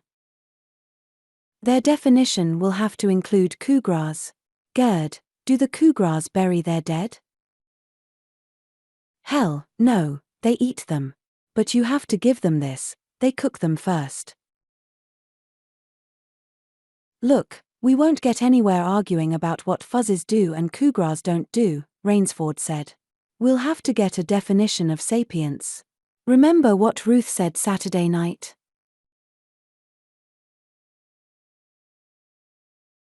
Gerd van Riebeek looked as though he didn't want to remember what Ruth had said, or even remember Ruth herself. Jack nodded, and repeated it. I got the impression of non-sapient intelligence shading up to a sharp line, and then sapience shading up from there, maybe a different color, or wavy lines instead of straight ones. That's a good graphic representation, Gerd said. You know, that line's so sharp I'd be tempted to think of sapience as a result of mutation, except that I can't quite buy the same mutation happening in the same way on so many different planets. Ben Rainsford started to say something, then stopped short when a constabulary siren hooted over the camp. The fuzzes looked up interestedly. They knew what that was. Pappy Jack's friends in the blue clothes. Jack went to the door and opened it, putting the outside light on. The car was landing. George Lunt, 2 of his men and 2 men in civilian clothes were getting out. Both the latter were armed, and one of them carried a bundle under his arm. Hello, George, come on in. We want to talk to you, Jack. Lunt's voice was strained, empty of warmth or friendliness. At least, these men do. Why, yes. Sure. He backed into the room to permit them to enter. Something was wrong, something bad had come up. Kardra came in first, placing himself beside and a little behind him. Lunt followed, glancing quickly around and placing himself between Jack and the gun rack and also the holstered pistols on the table. The third trooper let the 2 strangers in ahead of him, and then closed the door and put his back against it. He wondered if the court might have cancelled his bond and ordered him into custody. The 2 strangers, a beefy man with a scrubby black mustache, and a smaller one with a thin, saturnine face, were looking expectantly at Lunt. Rainsford and Van Riebeek were on their feet. Gus Branhard leaned over to refill his glass, but did not rise. Let me have the papers, Lunt said to the beefy stranger. The other took a folded document and handed it over. Jack, this isn't my idea, Lunt said. I don't want to do it, but I have to. I wouldn't want to shoot you, either, but you make any resistance and I will. I'm no Kurt Borch, I know you, and I won't take any chances. If you're going to serve that paper, serve it, the bigger of the 2 strangers said. Don't stand yakking all night. Jack, Lunt said uncomfortably, this is a court order to impound your fuzzes as evidence in the Kellogg case. These men are deputy marshals from Central Courts. They've been ordered to bring the fuzzes into Mallorysport. Let me see the order, Jack, Branhard said, still remaining seated. Lunt handed it to Jack, and he handed it across to Branhard. Gus had been drinking steadily all evening, maybe he was afraid he'd show it if he stood up. He looked at it briefly and nodded. Court order, all right, signed by the Chief Justice. He handed it back. They have to take the fuzzes, and that's all there is to it. Keep that order, though, and make them give you a signed and thumbprint receipt. Type it up for them now, Jack. Gus wanted to busy him with something, so he wouldn't have to watch what was going on. The smaller of the 2 deputies had dropped the bundle from under his arm. It was a number of canvas sacks. He sat down at the typewriter, closing his ears to the noises in the room, and wrote the receipt, naming the fuzzes and describing them, and specifying that they were in good health and uninjured. One of them tried to climb to his lap, yeeking frantically. It clutched his shirt, but it was snatched away. He was finished with his work before the invaders were with theirs. They had 3 fuzzies already in sacks. Kadra was catching Cinderella. Ko and Little Fuzzy had run for the little door in the outside wall, but Lunt was standing with his heels against it, holding it shut. When they saw that, both of them began burrowing in the bedding. The 3rd trooper and the smaller of the 2 deputies dragged them out and stuffed them into sacks. He got to his feet, still stunned and only half comprehending, and took the receipt out of the typewriter. There was an argument about it. Lunt told the deputies to sign it or get the hell out without the fuzzies. They signed, inked their thumbs and printed after their signatures. Jack gave the paper to Gus, trying not to look at the 6 bulging, writhing sacks, or hear the frightened little sounds. "George, you'll let them have some of their things, won't you?" he asked. "Sure. What kind of things?" "Their bedding. Some of their toys." "You mean this junk?" The smaller of the 2 deputies kicked the ball and stick construction. "All we got orders to take is the fuzzies." "You heard the gentleman." Lunt made the word sound worse than son of a cougar. He turned to the 2 deputies. "Well, you have them. What are you waiting for?" Jack watched from the door as they put the sacks into the aircar, climbed in after them and lifted out. Then he came back and sat down at the table. "They don't know anything about court orders," he said. "They don't know why I didn't stop it. They think Pappy Jack let them down." "Have they gone, Jack?" Branhard asked. "Sure." Then he rose, reaching behind him, and took up a little ball of white fur. Baby Fuzzy caught his beard with both tiny hands, yeeking happily. "Baby. They didn't get him." Branhard disengaged the little hands from his beard and handed him over. "No, and they signed for him, too." Branhard downed what was left of his drink, got a cigar out of his pocket and lit it. "Now, we're going to go to Mallorysport and get the rest of them back." But the Chief Justice signed that order. He won't give them back just because we ask him to." Branhard made an impolite noise. "I'll bet everything I own Pendarvis never saw that order. They have stacks of those things, signed in blank, in the chief of the court's office. If they had to wait to get one of the judges to sign an order every time they wanted to subpoena a witness or impound physical evidence, they'd never get anything done. If Ham O'Brien didn't think this up for himself, Leslie Coombs thought it up for him." "We'll use my airboat," Gerd said. "You coming along, Ben? Let's get started." He couldn't understand. The big ones in the blue clothes had been friends, they had given the whistles, and shown sorrow when the killed one was put in the ground. And why had Pappy Jack not gotten the big gun and stopped them? It couldn't be that he was afraid. Pappy Jack was afraid of nothing. The others were near, in bags like the one in which he had been put. He could hear them, and called to them. Then he felt the edge of the little knife Pappy Jack had made. He could cut his way out of this bag now and free the others, but that would be no use. They were in one of the things the big ones went up into the sky in, and if he got out now, there would be nowhere to go and they would be caught at once. Better to wait. The one thing that really worried him was that he would not know where they were being taken. When they did get away, how would they ever find Pappy Jack again? Gus Branhard was nervous, showing it by being over-talkative, and that worried Jack. He'd stopped twice at mirrors along the hallway to make sure that his gold-threaded grey neckcloth was properly knotted and that his black jacket was zipped up far enough and not too far. Now, in front of the door marked the Chief Justice, he paused before pushing the button to fluff his newly shampooed beard. There were 2 men in the Chief Justice's private chambers. Pendarvis he had seen once or twice, but their paths had never crossed. He had a good face, thin and ascetic, the face of a man at peace with himself. With him was Mohammed Ali O'Brien, who seemed surprised to see them enter, and then apprehensive. Nobody shook hands. The Chief Justice bowed slightly and invited them to be seated. "Now," he continued, when they found chairs, Miss Yugatori tells me that you are making complaint against an action by Mr. O'Brien here. We are indeed, Your Honor. Branhard opened his briefcase and produced 2 papers, the writ, and the receipt for the fuzzes, handing them across the desk.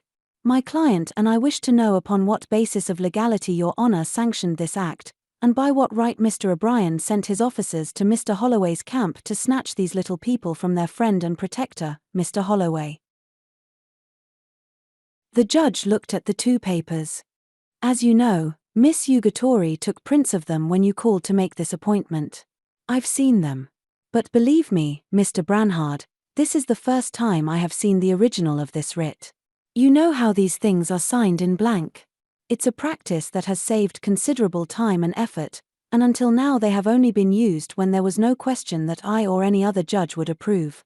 Such a question should certainly have existed in this case, because had I seen this writ I would never have signed it.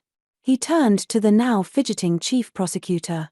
Mr. O'Brien, he said, one simply does not impound sapient beings as evidence, as, say, one impounds a Veldbeest calf in a brand alteration case. The fact that the sapience of these fuzzes is still sub judice includes the presumption of its possibility. Now you know perfectly well that the courts may take no action in the face of the possibility that some innocent person may suffer wrong. And, Your Honor, Branhard leaped into the breach, it cannot be denied that these fuzzes have suffered a most outrageous wrong. Picture them, no, picture innocent and artless children, for that is what these fuzzes are, happy trusting little children, who, until then, had known only kindness and affection rudely kidnapped, stuffed into sacks by brutal and callous men. Your Honor.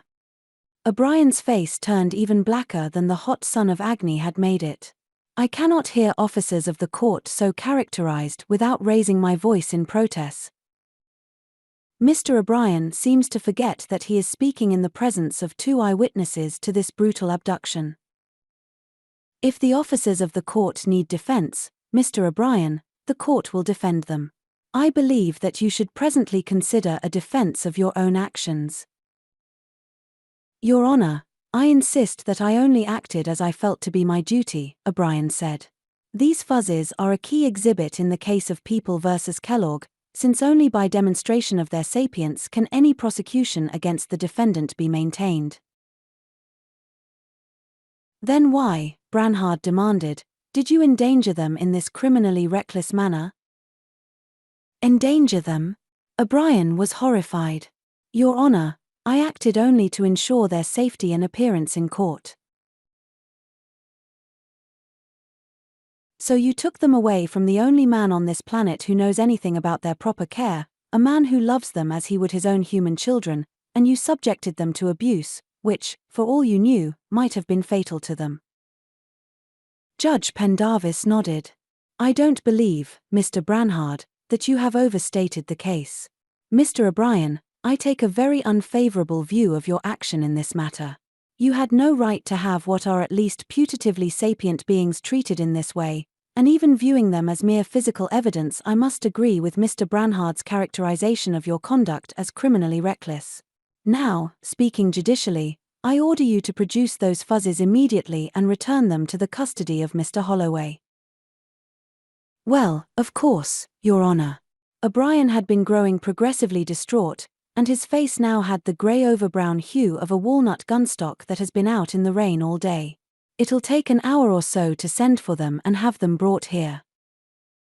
You mean they're not in this building? Pendarvis asked. Oh, no, Your Honor, there are no facilities here. I had them taken to Science Center. What? Jack had determined to keep his mouth shut and let Gus do the talking. The exclamation was literally forced out of him. Nobody noticed, it had also been forced out of both Gus Branhard and Judge Pendarvis. Pendarvis leaned forward and spoke with dangerous mildness. Do you refer, Mr. O'Brien, to the establishment of the Division of Scientific Study and Research of the Chartered Zarathustra Company?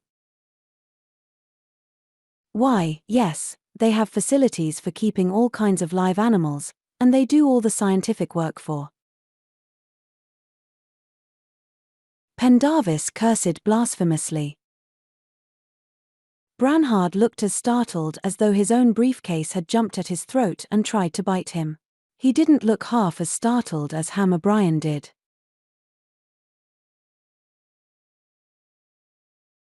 So you think, Pendarvis said, recovering his composure with visible effort, that the logical custodian of prosecution evidence in a murder trial is the defendant? Mr. O'Brien, you simply enlarge my view of the possible. The Zarathustra company isn't the defendant, O'Brien argued sullenly. Not of record, no, Branhard agreed. But isn't the Zarathustra company's scientific division headed by one Leonard Kellogg? Dr. Kellogg's been relieved of his duties, pending the outcome of the trial. The division is now headed by Dr. Ernst Mallin. Chief scientific witness for the defense, I fail to see any practical difference. Well, Mr. Emmett said it would be all right, O'Brien mumbled. Jack, did you hear that? Branhard asked. Treasure it in your memory. You may have to testify to it in court sometime. He turned to the Chief Justice. Your Honor, may I suggest the recovery of these fuzzes be entrusted to Colonial Marshal Fane, and may I further suggest that Mr. O'Brien be kept away from any communication equipment until they are recovered? That sounds like a prudent suggestion, Mr. Branhard. Now, I'll give you an order for the surrender of the fuzzes, and a search warrant, just to be on the safe side. And, I think, an orphans' court form naming Mr. Holloway as guardian of these putatively sapient beings. What are their names? Oh, I have them here on this receipt. He smiled pleasantly. See, Mr. O'Brien, we're saving you a lot of trouble. O'Brien had little enough wit to protest. But these are the defendant and his attorney in another murder case I'm prosecuting, he began. Pendarvis stopped smiling. Mr. O'Brien, I doubt if you'll be allowed to prosecute anything or anybody around here anymore, and I am specifically relieving you of any connection with either the Kellogg or the Holloway trial, and if I hear any argument out of you about it, I will issue a bench warrant for your arrest on charges of malfeasance in office. Chapter 10. Colonial Marshal Max Fane was as heavy as Gus Branhard and considerably shorter. Wedged between them on the back seat of the marshal's car, Jack Holloway contemplated the backs of the two uniformed deputies on the front seat and felt a happy smile spread through him. Going to get his fuzzes back. Little Fuzzy, and Ko, and Mike, and Mama Fuzzy, and Mitzi, and Cinderella, he named them over and imagined them crowding around him, happy to be back with Pappy Jack. The car settled onto the top landing stage of the company's science center, and immediately a company cop came running up. Gus opened the door, and Jack climbed out after him. Hey, you can't land here, the cop was shouting. This is for company executives only. Max Fane emerged behind them and stepped forward, the two deputies piled out from in front. The hell you say, now, Fane said. A court order lands anywhere. Bring him along, boys. We wouldn't want him to go and bump himself on a communication screen anywhere. The company cop started to protest, then subsided and fell in between the deputies. Maybe it was beginning to dawn on him that the Federation courts were bigger than the chartered Zarathustra company after all. Or maybe he just thought there'd been a revolution. Leonard Kellogg's, temporarily Ernst Mallin's office was on the first floor of the penthouse, counting down from the top landing stage. When they stepped from the escalator, the hall was crowded with office people, gabbling excitedly in groups. They all stopped talking as soon as they saw what was coming.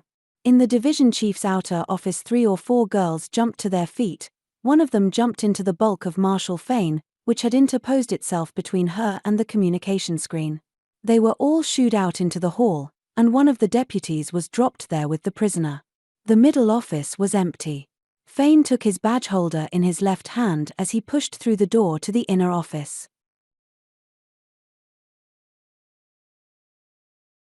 Kellogg's, temporarily Mallin's, secretary seemed to have preceded them by a few seconds. She was standing in front of the desk sputtering incoherently. Mallin, starting to rise from his chair, froze, hunched forward over the desk. Juan Jimenez, standing in the middle of the room, seemed to have seen them first. He was looking about wildly as though for some way of escape. Fane pushed past the secretary and went up to the desk, showing Malin his badge and then serving the papers. Malin looked at him in bewilderment. "But we're keeping those fuzzes for Mr. O'Brien, the chief prosecutor," he said. "We can't turn them over without his authorization." "This," Max Fane said gently, "is an order of the court, issued by Chief Justice Pendarvis. As for Mr. O'Brien, I doubt if he's chief prosecutor anymore. In fact, I suspect that he's in jail. And that," he shouted, leaning forward as far as his waistline would permit and banging on the desk with his fist, "is where I'm going to stuff you, if you don't get those fuzzes in here and turn them over immediately."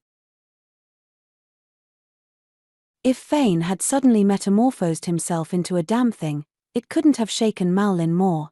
Involuntarily he cringed from the marshal, and that finished him.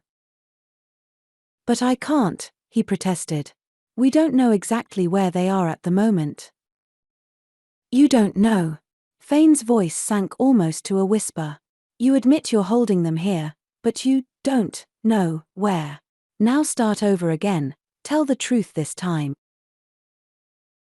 At that moment, the communication screen began making a fuss. Ruth Ortheris, in a light blue tailored costume, appeared in it. "Dr. Malin, what is going on here?" she wanted to know. "I just came in from lunch, and a gang of men are tearing my office up. Haven't you found the fuzzes yet?" "What's that?" Jack yelled. At the same time, Malin was almost screaming, "Ruth, shut up. Blank out and get out of the building."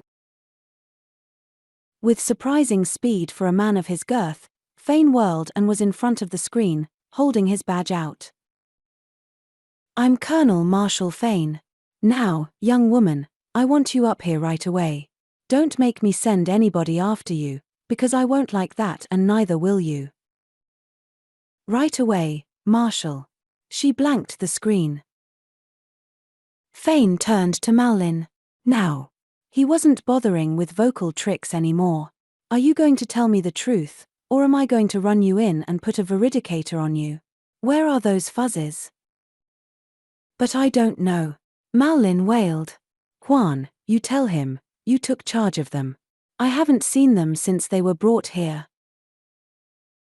Jack managed to fight down the fright that was clutching at him and got control of his voice. "If anything's happened to those fuzzes, you two are going to envy Kurt Borch before I'm through with you," he said. "All right, how about it?" Fane asked Jimenez. "Start with when you and Ham O'Brien picked up the fuzzes at Central Court's building last night." "Well, we brought them here. I'd gotten some cages fixed up for them, and..." Ruth Ortheris came in. She didn't try to avoid Jack's eyes, nor did she try to brazen it out with him. She merely nodded distantly, as though they'd met on a ship sometime, and sat down. "What happened, Marshal?" she asked. "Why are you here with these gentlemen?" "The courts ordered the fuzzes returned to Mr. Holloway. Malin was in a dither. He has some kind of writ or something, and we don't know where they are." "Oh, no." Ruth's face, for an instant, was dismay itself. "Not when," then she froze shut. "I came in about 0700, Jimenez was saying, to give them food and water, and they'd broken out of their cages. The netting was broken loose on one cage and the fuzzy that had been in it had gotten out and let the others out. They got into my office, they made a perfect shambles of it and got out the door into the hall, and now we don't know where they are. And I don't know how they did any of it." Cages built for something with no hands and almost no brains. Ever since Kellogg and Malin had come to the camp, Malin had been hypnotizing himself into the just silly little animals doctrine. He must have succeeded. Last night he'd acted accordingly. "We want to see the cages," Jack said. "Yeah." Fane went to the outer door. "Miguel." The deputy came in, herding the company cop ahead of him. "You heard what happened?" Fane asked. "Yeah. Big fuzzy jailbreak. What did they do, make little wooden pistols and bluff their way out? By God, I wouldn't put it past them. Come along. Bring Chummy along with you, he knows the inside of this place better than we do. Pyatt, call in. We want 6 more men. Tell Chang to borrow from the constabulary if he has to." "Wait a minute," Jack said. He turned to Ruth. "What do you know about this?" "Well, not much. I was with Dr. Malin here when Mr. Grego, Mr. O'Brien, called to tell us that the fuzzes were going to be kept here till the trial. We were going to fix up a room for them, but till that could be done, Juan got some cages to put them in. That was all I knew about it till 09:30, when I came in and found everything in an uproar and was told that the fuzzes had gotten loose during the night. I knew they couldn't get out of the building, so I went to my office and lab to start overhauling some equipment we were going to need with the fuzzes. About 10:00, I found I couldn't do anything with it, and my assistant and I loaded it on a pickup truck and took it to Henry Stenson's instrument shop. By the time I was through there, I had lunch and then came back here." He wondered briefly how a polyencephalographic veridicator would react to some of those statements. Might be a good idea if Max Fane found out. "I'll stay here," Gus Branhard was saying, "and see if I can get some more truth out of these people." "Why don't you screen the hotel and tell Gerd and Ben what's happened?" he asked. "Gerd used to work here, maybe he could help us hunt." "Good idea. Pyatt, tell our reinforcements to stop at the Mallory on the way and pick him up." Fane turned to Jimenez. "Come along, show us where you had these fuzzes and how they got away." "You say one of them broke out of his cage and then released the others," Jack said to Jimenez as they were going down on the escalator. "Do you know which one it was?" Jimenez shook his head. "We just took them out of the bags and put them into the cages." "That would be Little Fuzzy. He'd always been the brains of the family. With his leadership, they might have a chance. The trouble was that this place was full of dangers fuzzes knew nothing about, radiation and poisons and electric wiring and things like that. If they really had escaped, that was a possibility that began worrying Jack. On each floor they passed going down, he could glimpse parties of company employees in the halls, armed with nets and blankets and other catching equipment. When they got off, Jimenez led them through a big room of glass cases, mounted specimens and articulated skeletons of Zarathustran mammals. More people were there, looking around and behind and even into the cases. He began to think that the escape was genuine, and not just a cover-up for the murder of the fuzzes. Jimenez took them down a narrow hall beyond to an open door at the end. Inside, the permanent nightlight made a blue-white glow. A swivel chair stood just inside the door. Jimenez pointed to it. "They must have gotten up on that to work the latch and open the door," he said. It was like the doors at the camp, spring latch, with a handle instead of a knob. They'd have learned how to work it from watching him. Fane was trying the latch. "Not too stiff," he said. "Your little fellow's strong enough to work it." He tried it and agreed. Sure. And they'd be smart enough to do it, too. Even Baby Fuzzy, the one your men didn't get, would be able to figure that out. "And look what they did to my office," Jimenez said, putting on the lights. They'd made quite a mess of it. They hadn't delayed long to do it, just thrown things around. Everything was thrown off the top of the desk. They had dumped the wastebasket, and left it dumped. He saw that and chuckled. The escape had been genuine all right. Probably hunting for things they could use as weapons, and doing as much damage as they could in the process. There was evidently a pretty wide streak of vindictiveness in Fuzzy character. "I don't think they like you, Juan." "Wouldn't blame them," Fane said. "Let's see what kind of a Houdini they did on these cages now." The cages were in a room, file room, storeroom, junk room behind Jimenez's office.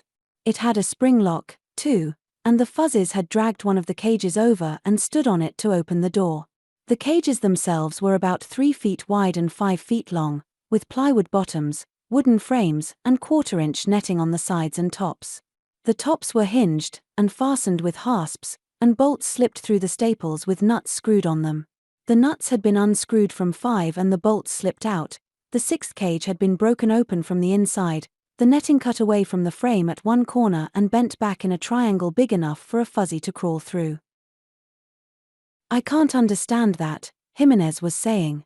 "Why that wire looks as though it had been cut." "It was cut. Marshal, I'd pull somebody's belt about this, if I were you. Your men aren't very careful about searching prisoners." One of the Fuzzes hid a knife out on them. He remembered how Little Fuzzy and Ko had burrowed into the bedding in apparently unreasoning panic, and explained about the little spring steel knives he had made. I suppose he palmed it and hugged himself into a ball, as though he was scared witless, when they put him in the bag.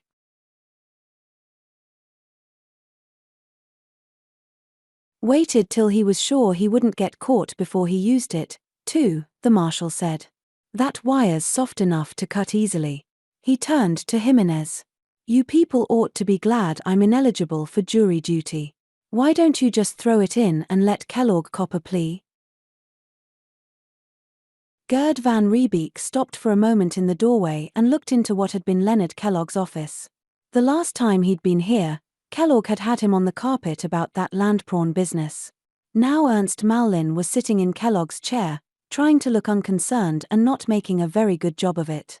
Gus Branhard sprawled in an armchair, smoking a cigar and looking at Mallin as he would look at a river pig when he doubted whether it was worth shooting it or not.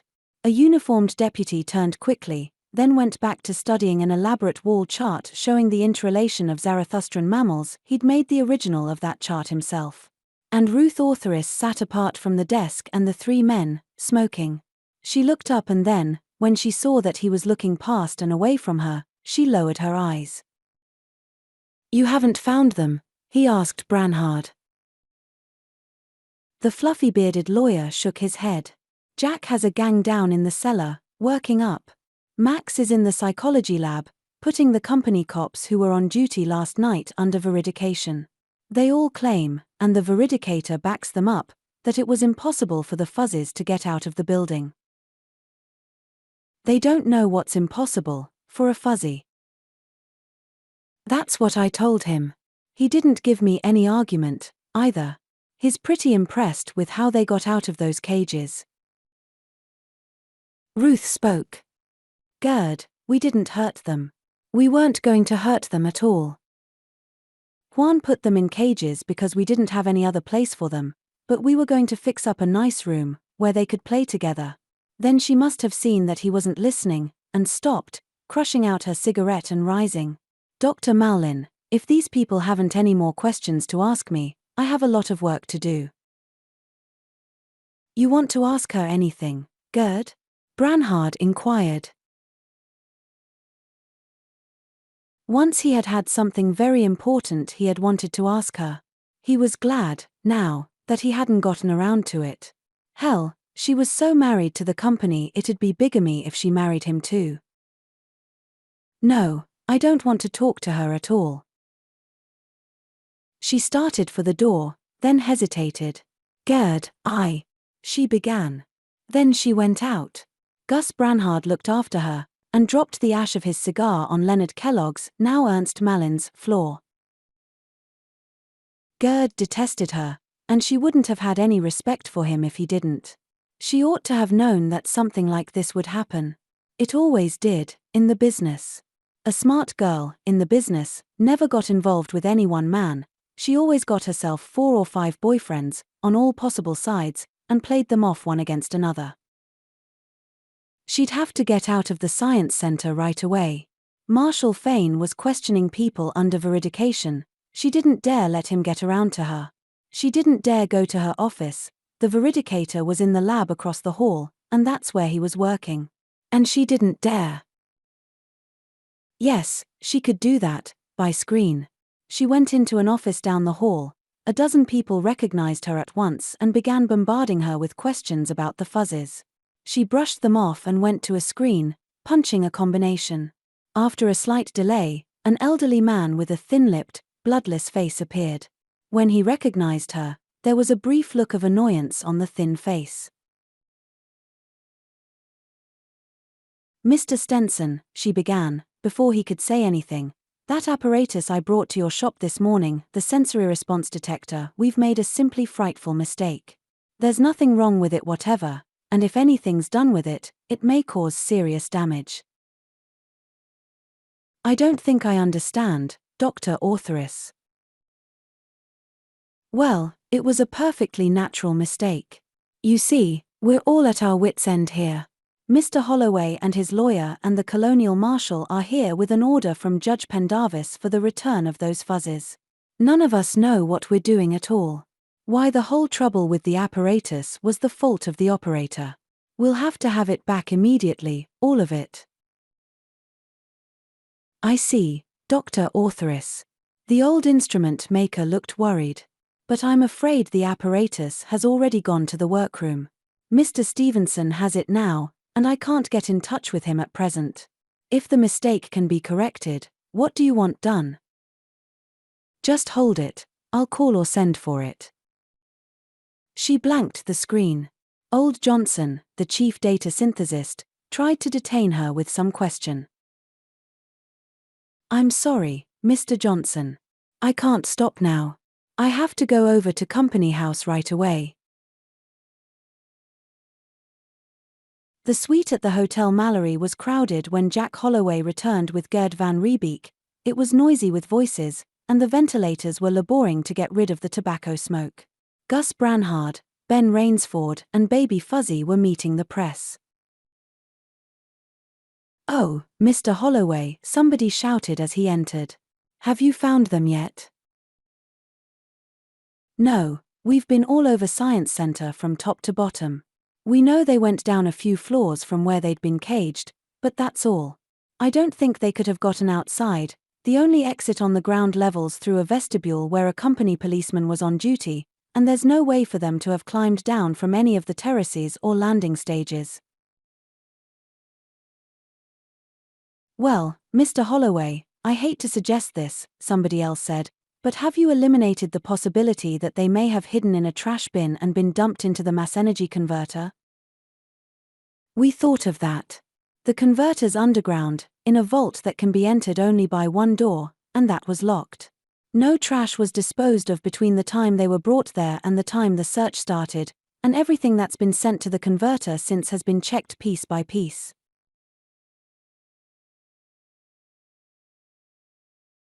"Well, I'm glad to hear that, Mr. Holloway, and I know that everybody hearing this will be glad, too.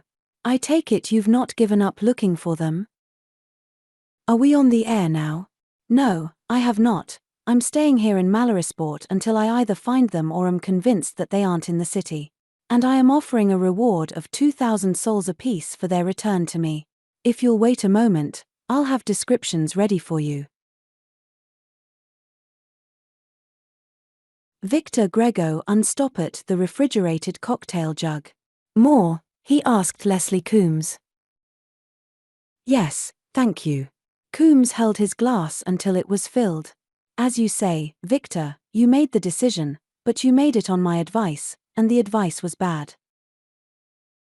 He couldn't disagree, even politely, with that. He hoped it hadn't been ruinously bad. One thing, Leslie wasn't trying to pass the buck, and considering how Ham O'Brien had mishandled his end of it, he could have done so quite plausibly. "I used bad judgment," Coombs said dispassionately, as though discussing some mistake Hitler had made, or Napoleon.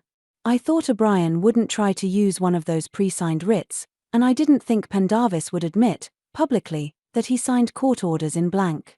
He's been severely criticized by the press about that." He hadn't thought Branhard and Holloway would try to fight a court order either. That was one of the consequences of being too long in a seemingly irresistible position. You didn't expect resistance.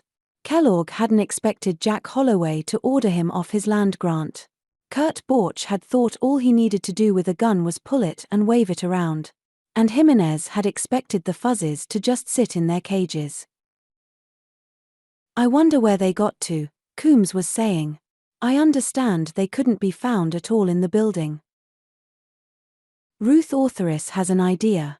She got away from Science Center before Fane could get hold of her and veridicate her. It seems she and an assistant took some apparatus out, about 10 o'clock, in a truck. She thinks the fuzzies hitched a ride with her. I know that sounds rather improbable, but hell, everything else sounds impossible. I'll have it followed up. Maybe we can find them before Holloway does. They're not inside Science Center, that's sure. His own glass was empty, he debated a refill and voted against it. O'Brien's definitely out, I take it. Completely. Pendarvis gave him his choice of resigning or facing malfeasance charges. They couldn't really convict him of malfeasance for that, could they? Misfeasance, maybe, but they could charge him. And then they could interrogate him under veridication about his whole conduct in office, and you know what they would bring out, Coombs said. He almost broke an arm signing his resignation. His still Attorney General of the colony, of course, Nick issued a statement supporting him. That hasn't done Nick as much harm as O'Brien could do spilling what he knows about residency affairs. Now Branhard is talking about bringing suit against the company, and his furnishing copies of all the fuzzy films Holloway has to the news services. Interworld News is going hogwild with it, and even the services we control can't play it down too much. I don't know who's going to be prosecuting these cases, but whoever it is, he won't dare pull any punches. And the whole thing's made Pendarvis hostile to us. I know, the law and the evidence and nothing but the law and the evidence, but the evidence is going to filter into his conscious mind through this hostility. He's called a conference with Branhard and myself for tomorrow afternoon. I don't know what that's going to be like.